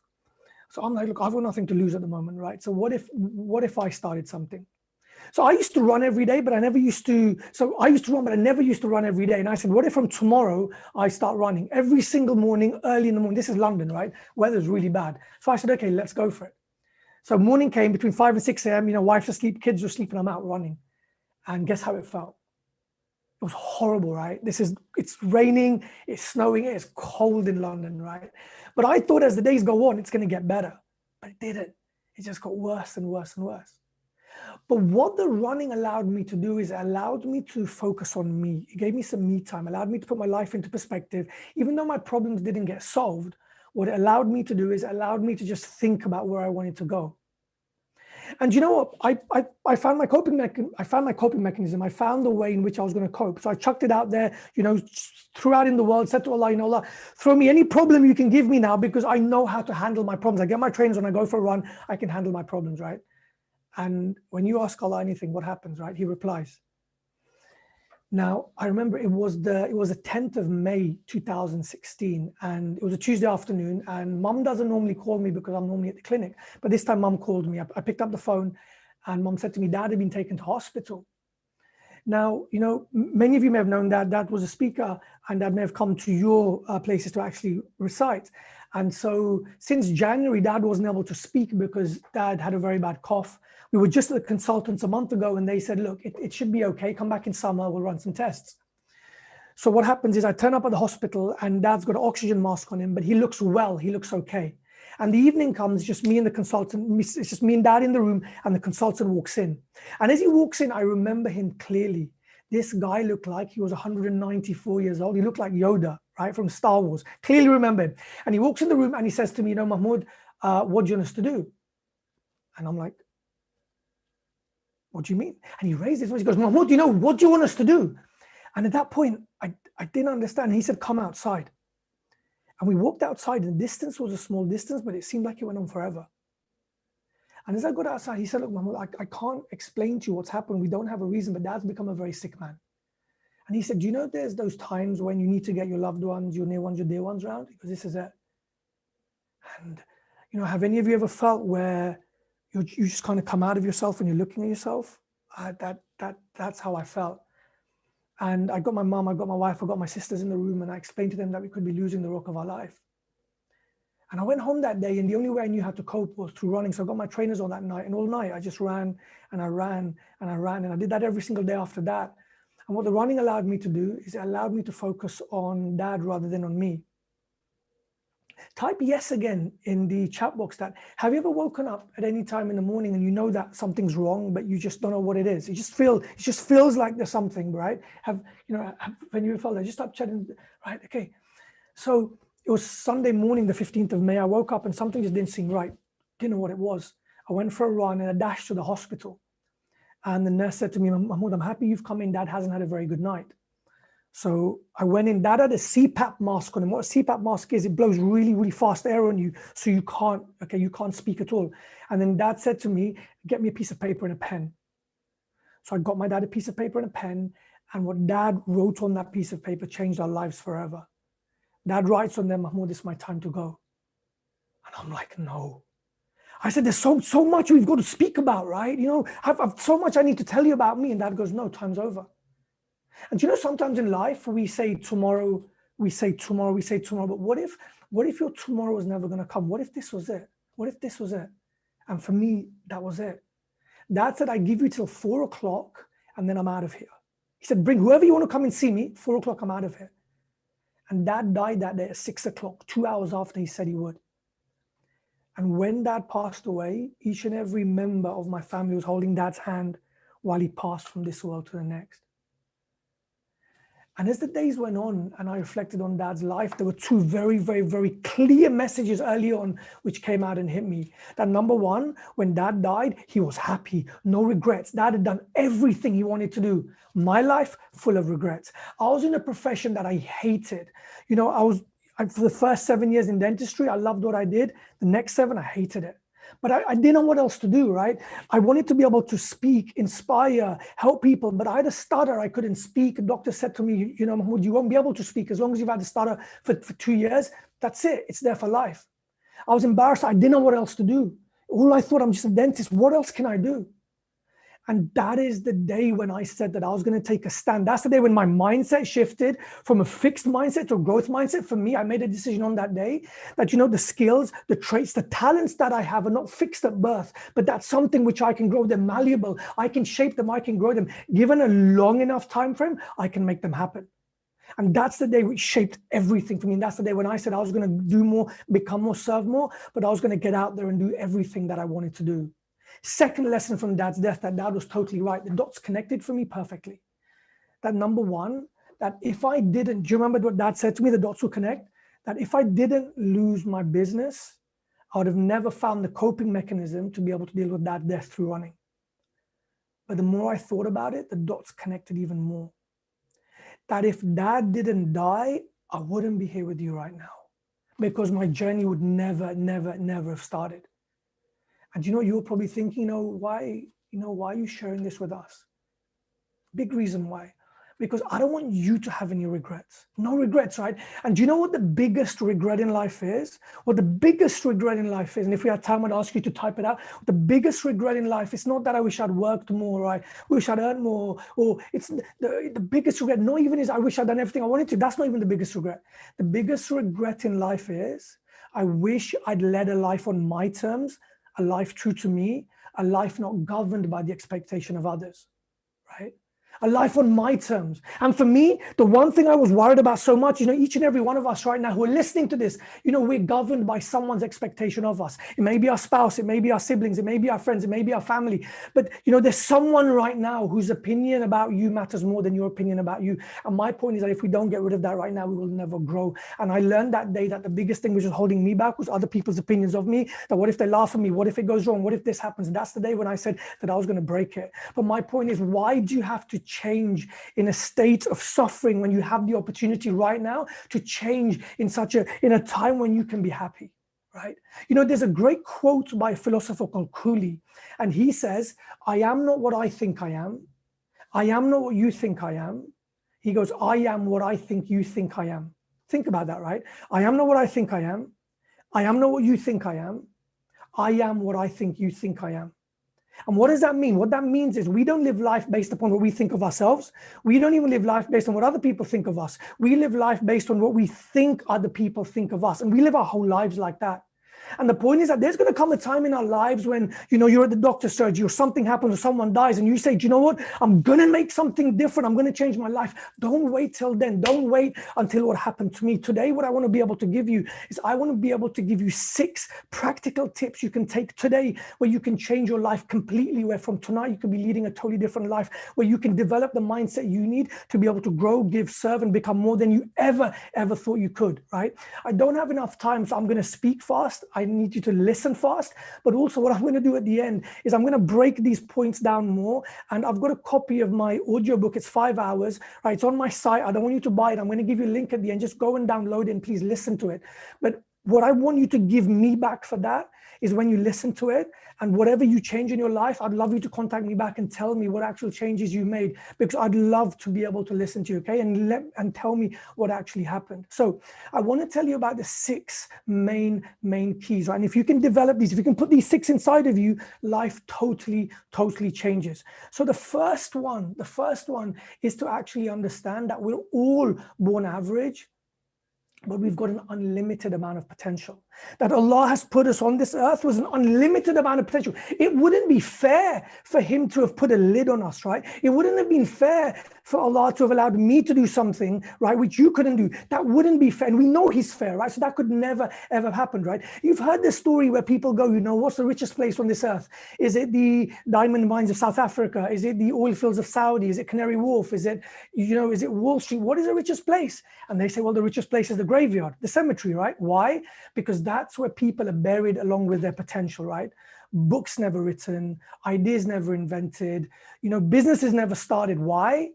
Because that little voice in our head, which tells us I'm not good enough. Why you? There's better people out there than you. And that's the voice in my mind which governed me for so long. You've heard the story when Imam Ali's walking with his companions, right? And then Imam Ali looks at this grave and he says, this guy, he was a philosopher, he was a thinker. And the people go, no, Imam Ali, you're wrong. He wasn't. And Imam Ali says, no, that's the person who he could have been, right? And I really believe that when we die and we go down under, we'll be asked all the questions, right? But we'll also be shown 2 movies, right? The life we had and the life we could have had. And the journey of life right now is to bring these movies as close as possible. That if you go down there and Allah says that, do you know what? I put you on this earth to be able to build orphanages, to be able to do this, to be able to have so much wealth that you could change so many other people's lives. Why didn't you do that? And you said, you know what? I was worried, I was scared, I was fearful, someone else's opinion of me. What's going to happen then? Really? That we have the opportunity right now to play the biggest game of our lives. Understand that you do not need to be extraordinary. Ordinary people do extraordinary things. So number 1, understand, right? And we're told this in the Quran so many times, right? Even Surah 38, right? That Allah has breathed perfection into us. What does that mean? It means that we're born to be perfect and we have the ability to become perfect. And on a long enough time scale, we can do that. And that's our journey right now. So number 1, the most important thing is understand that human potential is unlimited. We can tap into that and not to listen to anyone who tells us that is not possible. The second thing, and the second key, is our belief system. That our mind is made up of 2 parts. We have a conscious part of our mind and a subconscious part of our mind. The subconscious part of our mind accounts for 95% of our mind, but the conscious mind accounts for only 5% of our mind. What does that mean? It means that we only think about what we think about 5% of the time. We're only aware of what we're doing 5% of our lives. The other 95% of our life is all done on autopilot. It's all done without us thinking. What governs the subconscious? Again, I can't go into that in detail right now because of time. It's all in the book. Please listen to it. It'll tell you in detail. But it's because of our belief system. What's inside of us? And our belief system is shaped normally between the age of 0 and 7. That's why Islam puts a very big, there's a very big perspective on kids between the age of 0 and 7. Why? Because that's when the mind is working in a certain way to absorb things so quickly, right? So if we want to be able to have this life, to be able to do more, give more, serve more, what we need to be able to do is there's 3 main beliefs that I want you to instill inside of you, right? These 3 main beliefs. Number 1, to understand that this world is a good place. That Einstein said, right, that every day when you wake up in the morning, you have an opportunity to believe that whether this world is a hostile place or whether this world is a tough place. Allah says in Surah 31 that this world is subservient to us, right? That this world is a great place, because only when you believe that this world is a great place, then you'll actually go out and do great things. Because if you internally believe this world is a bad place, okay, we're not here for that long, right? Then why would you even do anything which is great? And do you not think when you go down there, we're going to be questioned? 100% we will. So if you want to unlock potential, if you want to become resilient, if you want to be able to develop that massive mindset, the first thing you need to understand, the first belief which needs to be in you, that this world is a good place. And when you believe that, then everything changes. The second belief you must have in yourself is number 2, that life doesn't happen to you, but life happens for you. Right? We're also told, right, in Surah 94 that after hardship comes ease. What does that mean? It means that, that things don't happen for a reason, but we can find a reason in everything which happens. And what if in everything in our life which happens, COVID, right? What if we could find the most beautiful reason out of there and we can extract it, right? And that's up to us. how we decide to judge what happens to us. But Allah grows us through problems, right? How does Allah grow us? It's through problems. The only way that we can enter the next level of our life is through problems. So what you need to understand is life doesn't happen to you, but life happens for you. That everything that you are going through right now, whether it's death, whether it's illness, whether it's poverty, whether it's business going down, whether your business is flourishing, whether you're great, whatever, there is a meaning inside of this. But remember, we all say things happen for a reason. No, things don't happen for a reason, but we can find a reason in everything which happens. And our duty is to find the most empowering reason in everything that happens, that we pull it out. And if we can live our life based like that every day, we win. The third belief which we need to have instilled within us every single morning when you wake up is that to understand that your skills, your traits, and your talents, you weren't born with them fixed, that they're malleable, they can change. And given a long enough period of time, you can achieve anything that you want. That you can do whatever you want to do, you can. It may take a long period of time, that's fine. But a lot of people believe that, as you get older, you can't learn anything new. Wrong, right? Totally wrong. You can learn new skills whenever you want. The only reason adults can learn quicker than kids is because kids are more focused on that thing. And I promised you, if you're focused on something, you can learn the same thing as well. You can get to wherever you want to get to, but you must understand that your skills, your traits, and your talents, right? They are there to grow, right? They're malleable. And Allah says in Surah 65, right, that you trust me, I'll give you whatever you want, right? Whatever you want, long enough time frame, it's yours. Okay, it's all written there for us. Okay, so the three most important beliefs you must instill in you is: number one, the world is a great place; number two, life doesn't happen to you, life happens for you; and number three, that your skills, your traits, and your talents are malleable, they're not fixed, and over a long enough period of time, you can make anything happen. Okay, the third key to develop this growth mindset today is your affirmation. So I've got this thing called your I ams. Okay.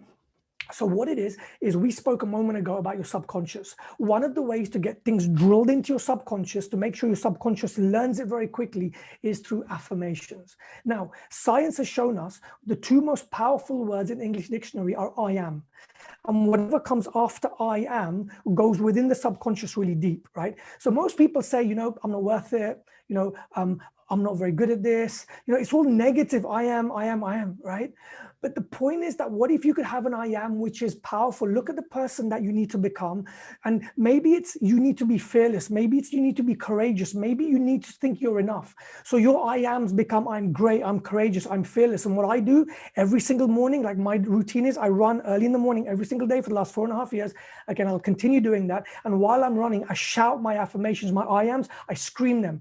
And the louder you shout them, the deeper it drives them into your subconscious, right? So you can't just sit there in the morning and say like, I'm great, I'm this. It needs to be loud. It needs to be powerful for it to drill in, okay? So I want you to create a list of your biggest I ams. And maybe it's I'm courageous, I'm fearless, I'm powerful, I'm enough, right? A lot of us out there think we're not enough, right? If you think you're not enough and it goes in your subconscious, you're going to live life like that all the time. And opportunities in your life will always show where you're not enough. But if you can do this day after day after day, right? Repetition is the most important thing, right? I even say, look at our religion, Islam, right? So why are we told to pray 5 times a day? It's such a, there's so many habits. The reason is because habits is what drills things into our subconscious. If we were told to pray 3 times a week, what days would we pick? We'd probably pick Monday, Wednesday, Friday. Then Monday comes, I'll do Wednesday, Thursday. And then in the end, we'll do for the last 3 days. Why are we told to fast 30 days in a row? It's because of habit. Having habits, daily things, not once a week, but daily is so important. So have your affirmations, your I am, your biggest I ams, and do them all the time. Okay, so that is number 3. Number 4, the next thing is that you could listen to me all the time, and you could listen to all the amazing speakers who've come before me, and all the amazing speakers next time, and everywhere else on YouTube and wherever you go. But nothing in life will change if you don't take action. Sometimes you may have gone to lecture after lecture, mosque lecture, Muharram, you finish, right? You think, I'm going to do this, and things fall apart. Why? Because life is about taking massive action. That only when you take action will you be able to move. So what I want you to do right now is in the chat box, I want you to write what action do you need to take in your life right now to be able to start living a different life. And maybe your action is, I need to start waking up an hour earlier. Maybe your action is that I need to maybe pray on time more. Maybe it's I need to make sure that I'm not as angry all the time. Maybe it's I need to say I love you to my spouse every day. What is going to change your life? What is one big piece of action that you can take on a daily basis, right? Which you can start today. So just please type it in the chat box. I really want to know what that is. And I want you to be able to take that away today. And I want you to be able to make it happen. So what What are some of them? Great. Okay, so just type them in. What are some of them? What will you do today? What's going to be the massive action? Okay. Number 5, the 5th key to be able to develop your growth mindset is to be able to audit your circle, right? Look at the circle that you hang around in. We've been told, right, you're the average of your 5 closest friends. What does that mean, right? What does it mean? And in COVID, it's not just our 5 closest friends, but it's our 5 biggest thoughts, right? That's what's going to govern us. So, for us who have kids, we don't tell our kids to go to school and hang around with the drug dealers and the kids who swear. We don't do it. We hang around with the best of kids. Why? Because we know it rubs off on them. So same as us, right? What about the people we hang around with? It rubs off on us.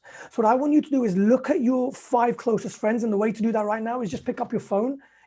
Go to the last 5 people you've called, and then normally the 5 people you keep in touch with, or go to WhatsApp and look at the 5 last groups that you've been in, right?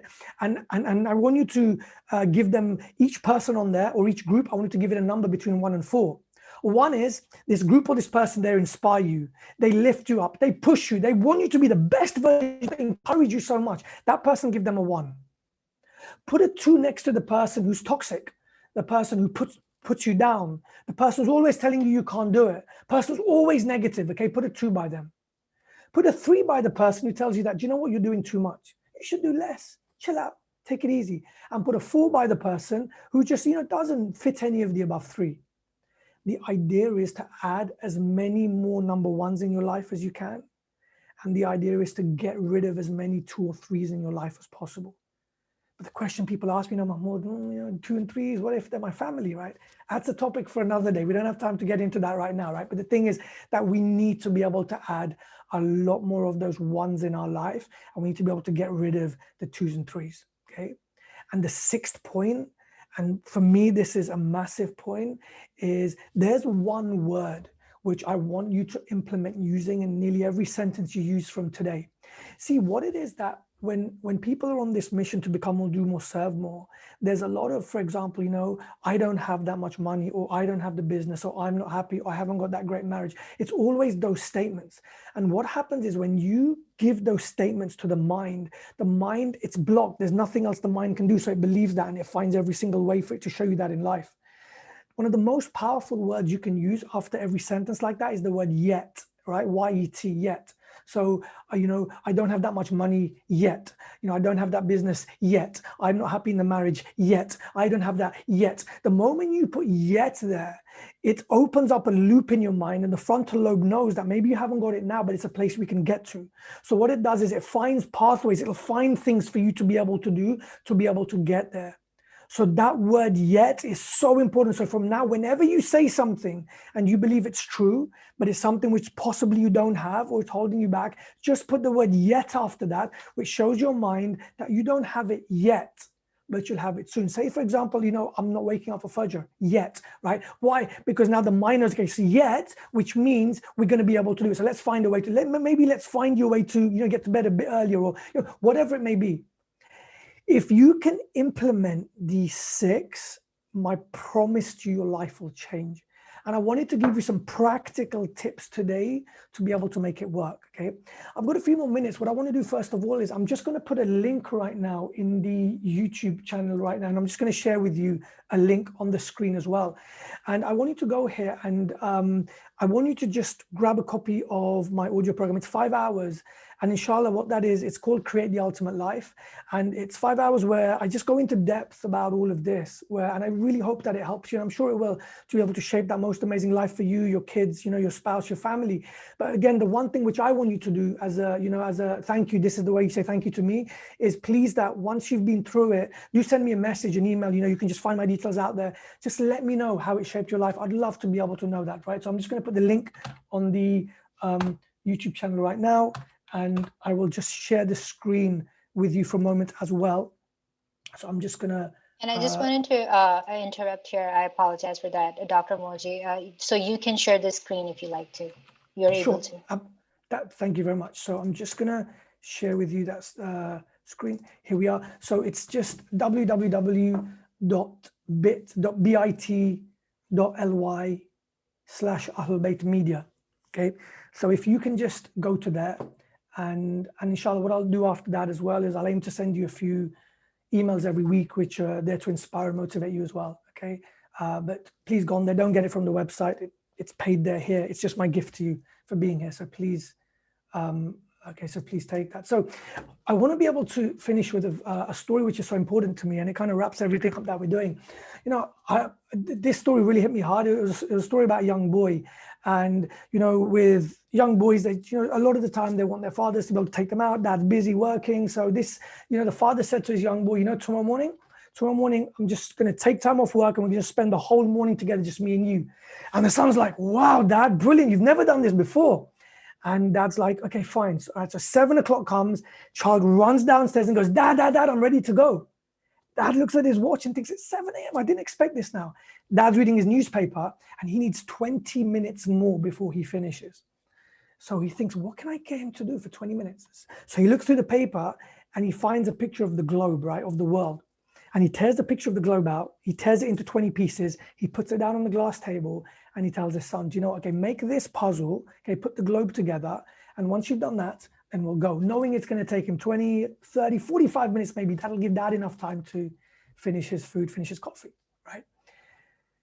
2 minutes into it, he's like, Dad, I'm done. And he's like, Dad's like, how did you do it so quickly? And he said, Dad, you know, when you put all the pieces on the table, you dropped a piece. And I went to pick it up and I looked at the top and I looked to our glass table. And under the globe, actually, it was a picture of a man. And what I did is I turned the pieces over and I put the man together. And when I put the man together, the world fell in place. I'm like, wow, you know, what a great story. And for me, what I took away from that, and what I hope you can take away from that, is sometimes that we're looking for the whole world to fall in place before we fall in place, right?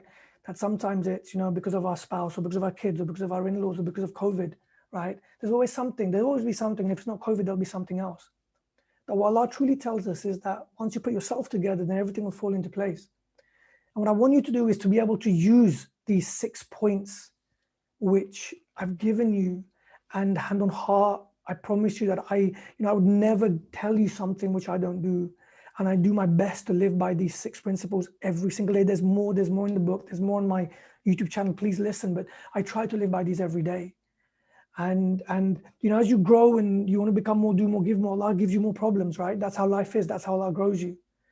But you know, this journey of life, no one's coming back, right? We have one opportunity here, and that's it.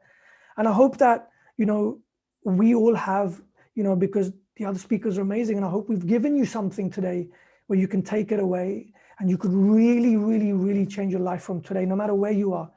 Okay, these have been things which everyone can put into place today. So thank you so much for listening. And inshallah, I hope to meet you all wherever we are in the world very, very soon. Thank you very much. All right, thank you so much for sharing tips to grow our mindset and work on our belief system to understand the world is a good place, of course, and life doesn't happen to us if it happens for us. Also have our affirmations, take actions. Those are all, you know, very useful points for today's speech. Thank you so much. So this was our last, Dr. Moji was our last speaker for this today's discussion. We just have a few questions from our audience, and I would like to take it as the open discussion. If all of our panel speakers can turn on their mics and their video, so we can have the open discussions, and I'll ask the questions, and whoever wants to answer it, just, you know, please feel free to answer. So first question that I have, I think there is a hadith by 6th Imam that whatever is meant to be will be ours, but we need patience. So how does that fit in with empowering ourselves? Do we work just as hard or enough because it will be? So feel free to answer the question. I'm sorry, could you repeat the question one more time, please? Sure. So the question is, I think there is, there's a hadith by 6th Imam that whatever is meant to be will be ours, but we need patience. How does how does that fit in with empowering ourselves? Do we work just as hard or enough because it will be? I'd like to take a shot at that, if you guys don't mind. You go for it, bro. Okay, so it's kind of answering the predestination question versus free will. That's what we're kind of like assessing here.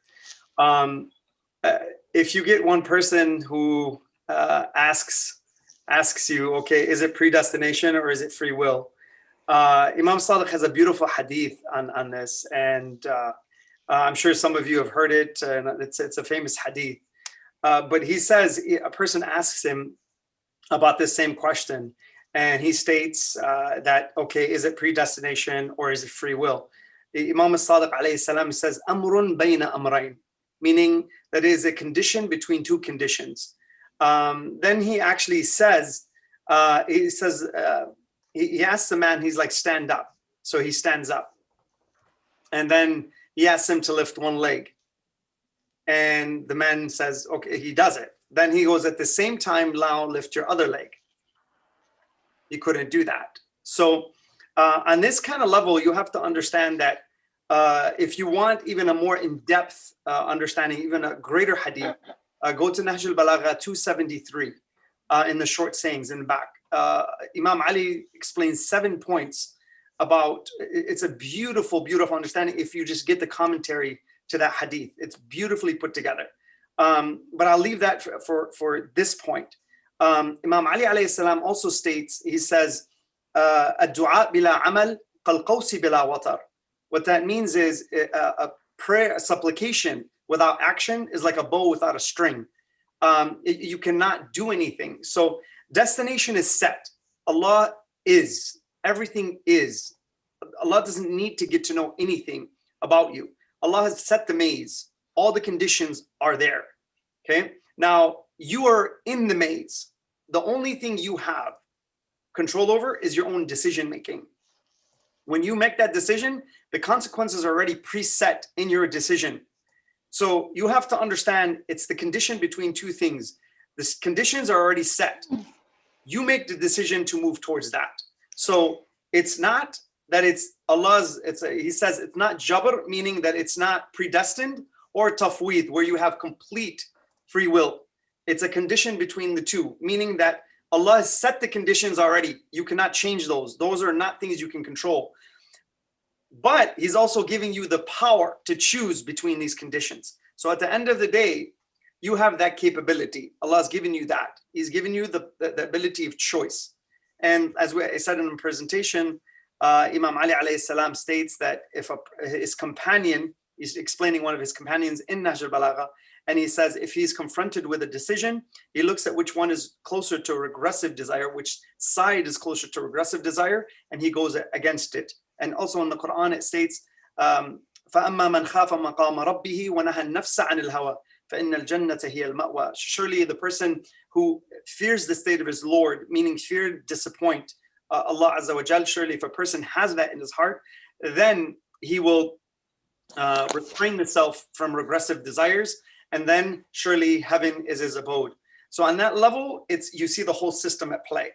Allah has set the conditions, which is the maze. He's made you part of the maze itself. He's made you part of the actual kind of the game of life, and you have the choice to actually navigate the maze, and those choices will literally become you at the end. And that point, that kind of should give the destination aspect of it, but also the free will. Thank you. And I would also like to ask the other panel speakers if they want to add anything with this question. I've got something which I'd like to add on there. Brother Snain, did you want to say something first for me? Or? No, I'm done. Okay.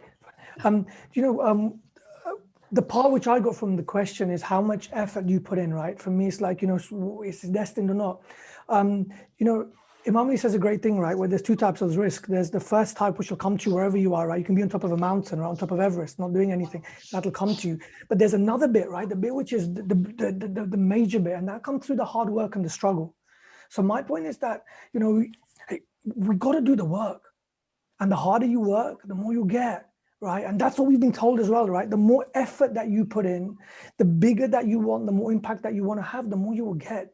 right? And I'm not talking financial terms, I'm talking all terms, right? And we've been told that, right? That first bit of risk, because a lot of people come and say, do you know, well, you know, even if I sit at home, it'll come to me, because if it's for me, it's for me, right? Yeah, one part's for you, but what about the bigger bit?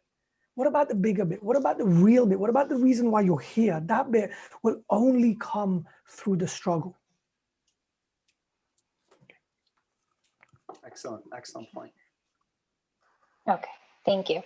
So the next question is, thinking about success as Muslims, they say one needs to read Salah, for example, to step towards achieving one's goal. But those who we know are not religious but still seem to have it all. Why does it seem these Muslims are more successful than others? How much of our faith is really needed to be successful?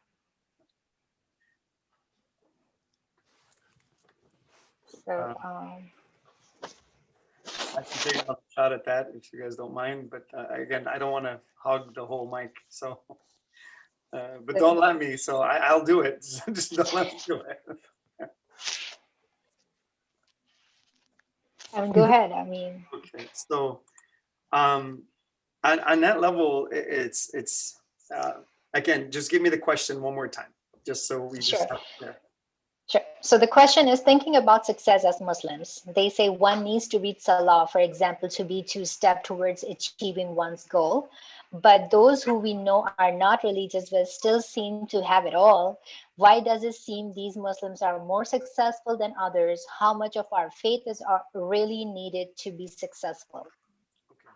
So the number one point here is very, very important, because in the question, there's a comparison. And there's a hadith, it says, أول من قاس الشيطان. So the person, the first entity to actually do comparison was the shaitan.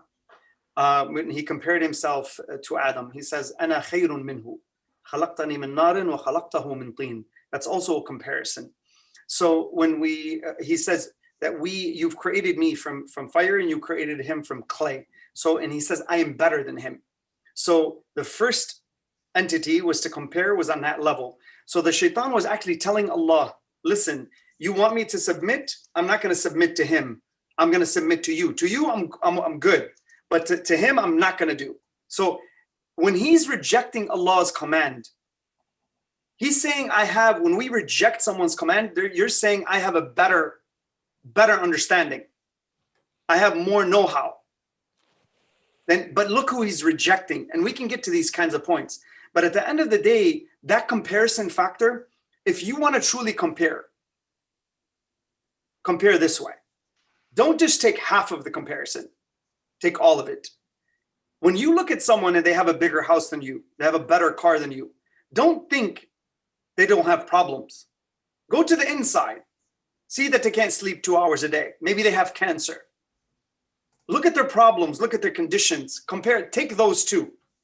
Don't just take what you see in terms of the eye candy and you think it's okay in terms of the comparison, because it's not complete. The comparison is not complete.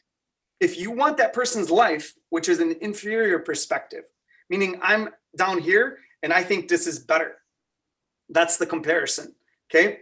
You don't want that kind of comparison. That's an inferiority perspective. Something is better, okay? Now, that's one lens, that's one side. I'm going to give you something that our ulama, in terms of what they say about this type of condition.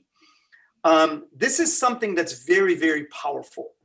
And what it states is, when Allah's giving someone something and you see it as good, and that hadith, by the way, 273, Imam Ali states, he says, so many people are being given something, but they're being driven towards punishment.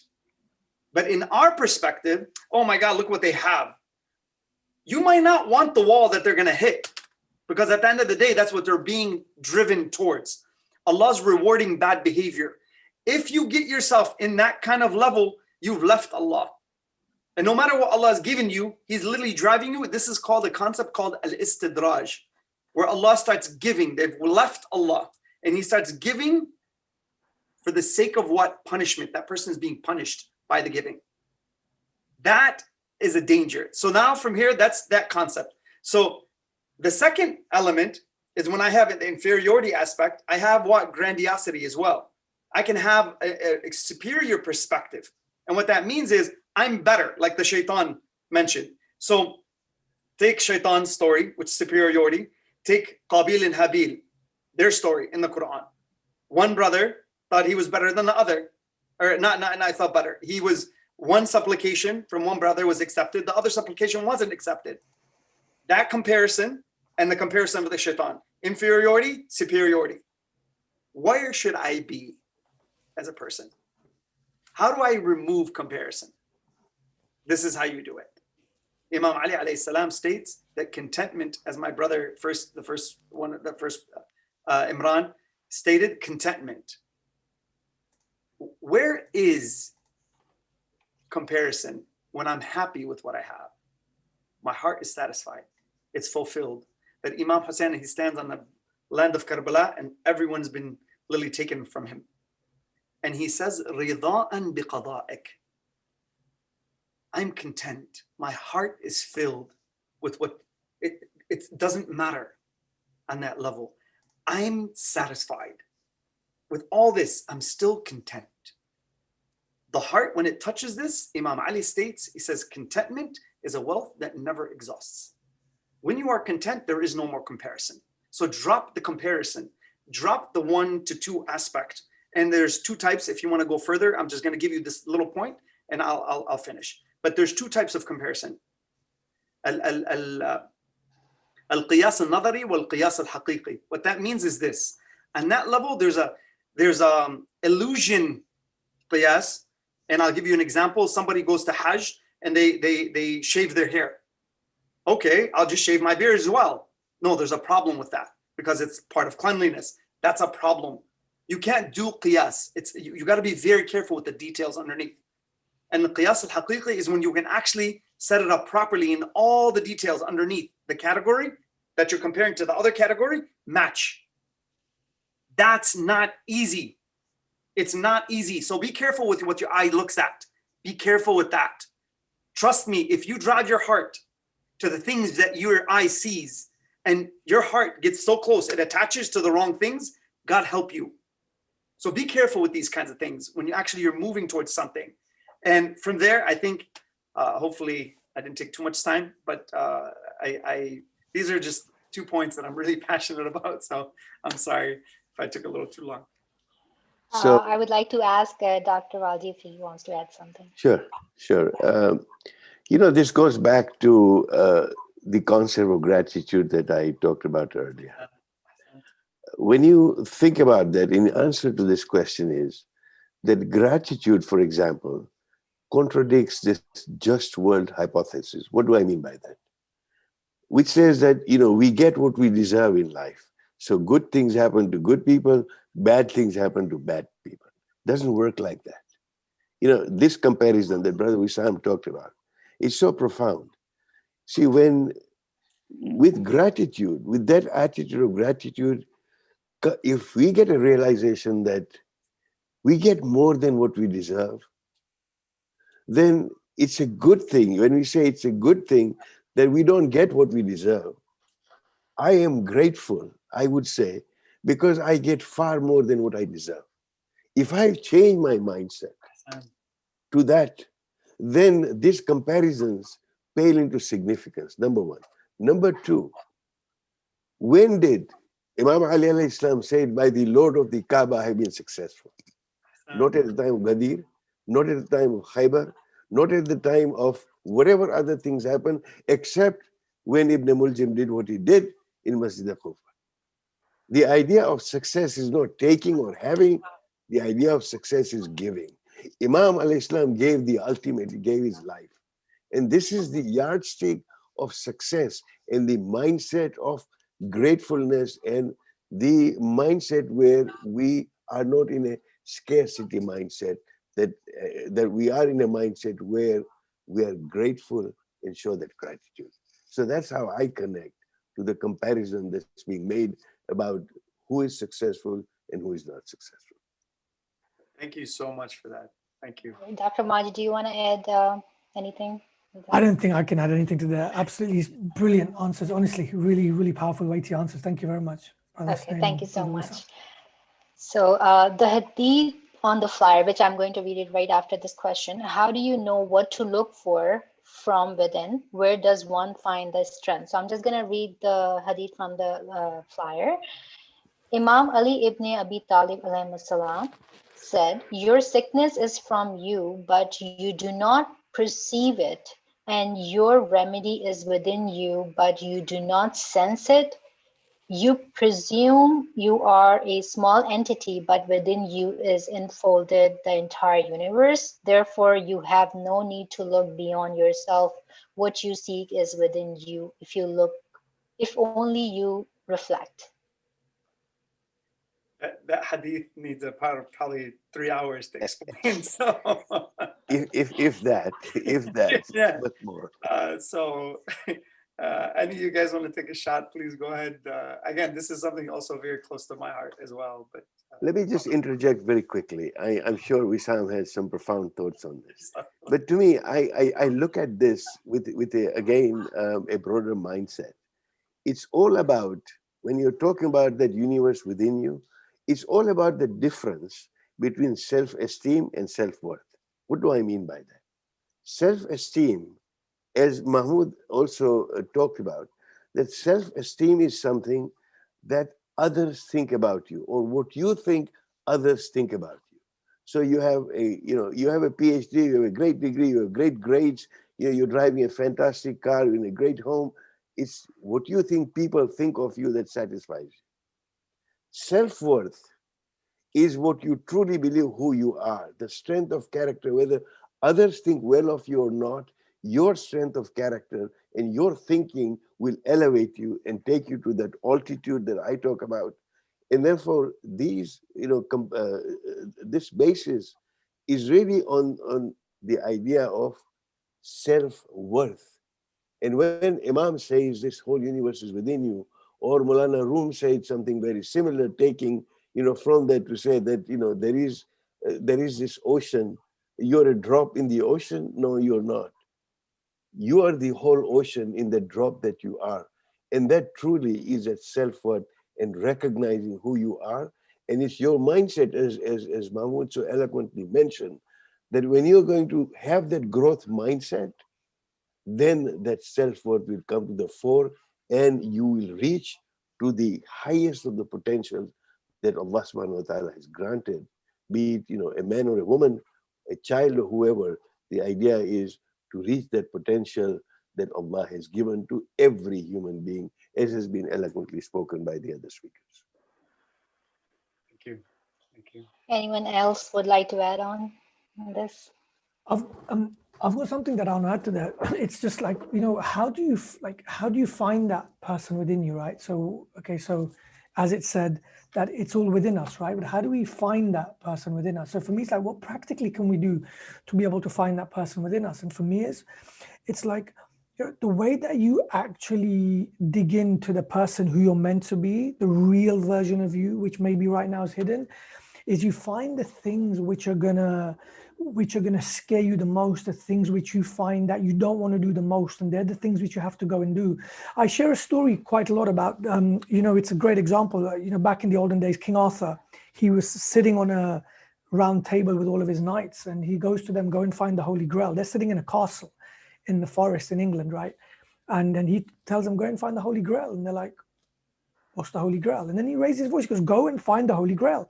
They're like, King Arthur, look, we don't understand what the Holy Grail is. And King Arthur goes to them, look, that, your Holy Grail is what you value the most in your life, right? And for you, maybe your marriage, for you, maybe your business, for you, maybe, waking up early for prayers, whatever it may be, you have to look for your own Holy Grail. And they go, but where do we go and look for this? He said, go to the darkest parts of the forest and start looking there. And what did he mean by that? What he meant is the place where you're going to grow the most is by going to the darkest places of your life. What are you scared of doing the most is what you need to do the most.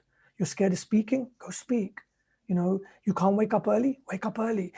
Go and find the things which are the hardest which you find, and that's where you'll find your ocean, right?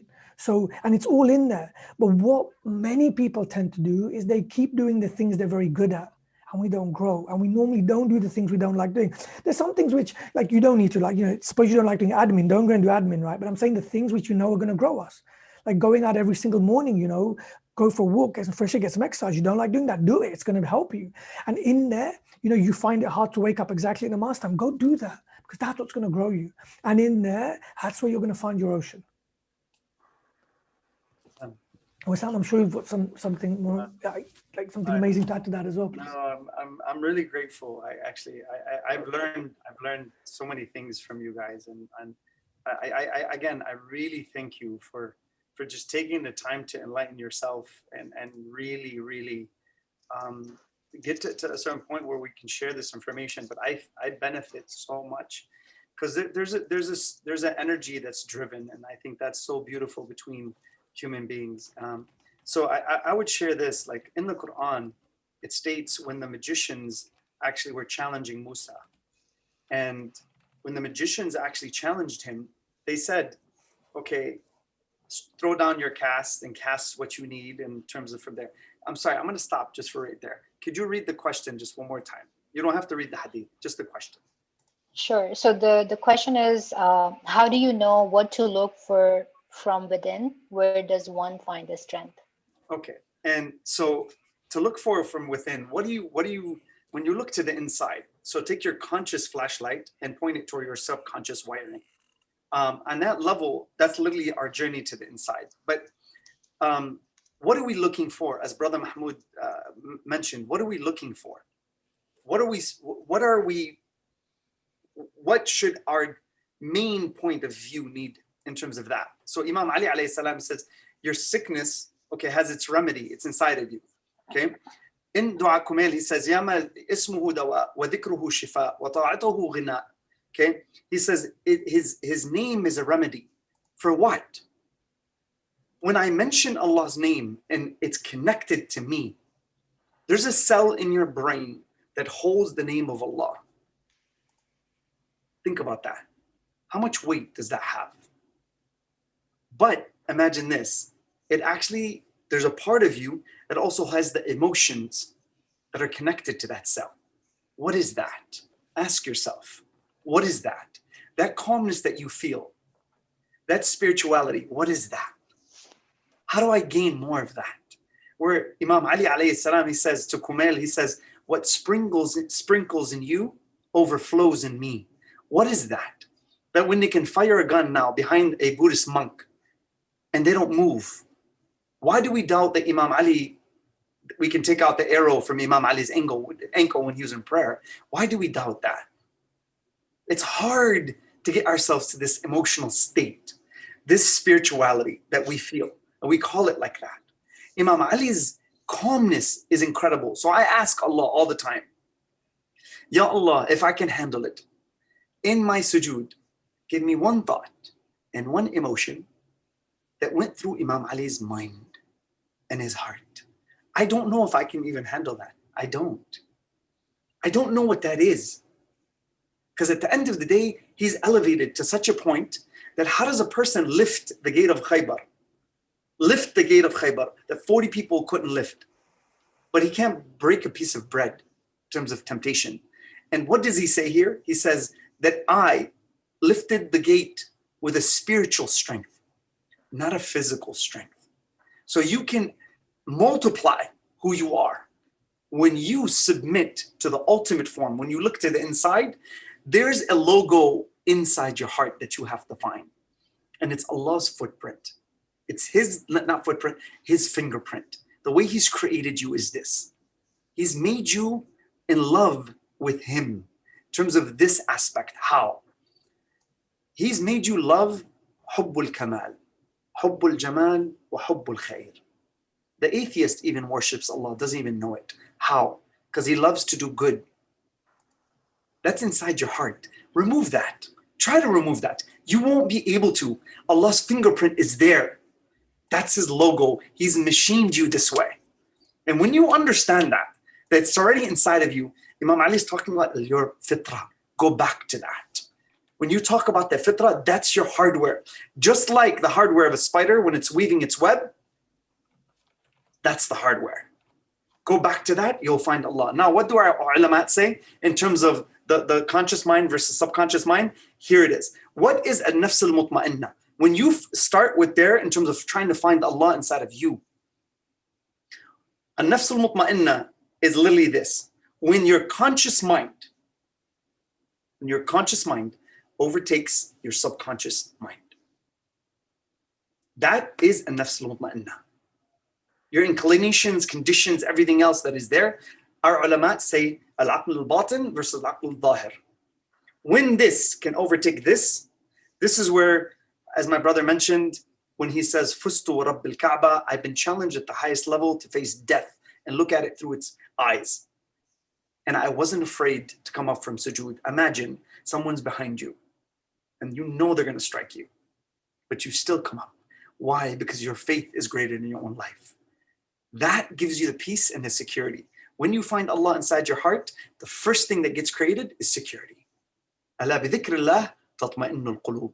So now when that happens and you have that security in the heart, you drop the outcome, the fear doesn't matter. You have security in the utmost fear. When you can actually submit, you rise and you say, Fustu Rabb al-Kaaba. I've won. I've beaten the challenge. I don't take it as a threat, as my sister mentioned. I take it as what? This is my embrace. I have to graduate through the challenge so I can reach my own maximum potential. This is Ahlul Bayt alayhim salam. They are the scientists of the soul. They are what we follow, and this is how we stand. Be proud of who you are. Stand with that and know what you have, because at the end of the day, there is nothing like it. Challenge it, cut it, splice it, do whatever you need. You will never find anything like it. And trust me, you want your heart to be at that strong point. When the challenge hits, you could be able to do these things. And when your belief structure is called out, and now the challenge comes out, your belief structure comes out, and now if you're conditioned right, mentally and emotionally, there's nothing that can take you on. So, sorry. Thank you. With that note, I want to inform everyone that we reached out to the end of the program. I would like to pay my gratitude to Brother Imran Datu, who was not able to stay with us for a Q&A session for his, for his personal commitment. Brother Dr. Hasnan Walji, Brother Wissam Bazi, Brother Mahmoud Moji, and Sister Marzia Hassan, who was also not able to attend the Q&A due to recovering from COVID. We pray for your fast recovery. That being said, I just wanted to remind my audience that we will have a part 3 seminar will be on March 13. Part 4 seminar will be on April 10th, and part 5th of the global webinar will be on May 8th. In addition to that, we'll have some other programs that, inshallah, further details will be shared on Ahlul Bayt Media Facebook page, along with other events, including our weekly talk show on Sundays at 4 p.m. Eastern, live from Karbala in collaboration with the Shireen or Imam Hussain and Imam Hussain Foundation for Intercultural Communication and Stand with Dignity with Sheikh Khalid Jamil, covering pertinent Islamic topics facing your youth. That being said, I would like to thank our audience as well. Without them, we were not able to conduct these programs. And thank you so much, everyone. Assalamu alaikum wa rahmatullahi wa barakatuh. Alaikum salam wa rahmatullah. Thank you. Thank you. Assalamu alaikum. Allahumma salli ala Muhammad wa ala Muhammad. Bismillahir Rahmanir Rahim. Ila fi Quraysh. إلى فيهم رحلة الشتاء والصيف فليعبدوا رب هذا البيت الذي أطعمهم من جوع وآمنهم من خوف. اللهم صل على محمد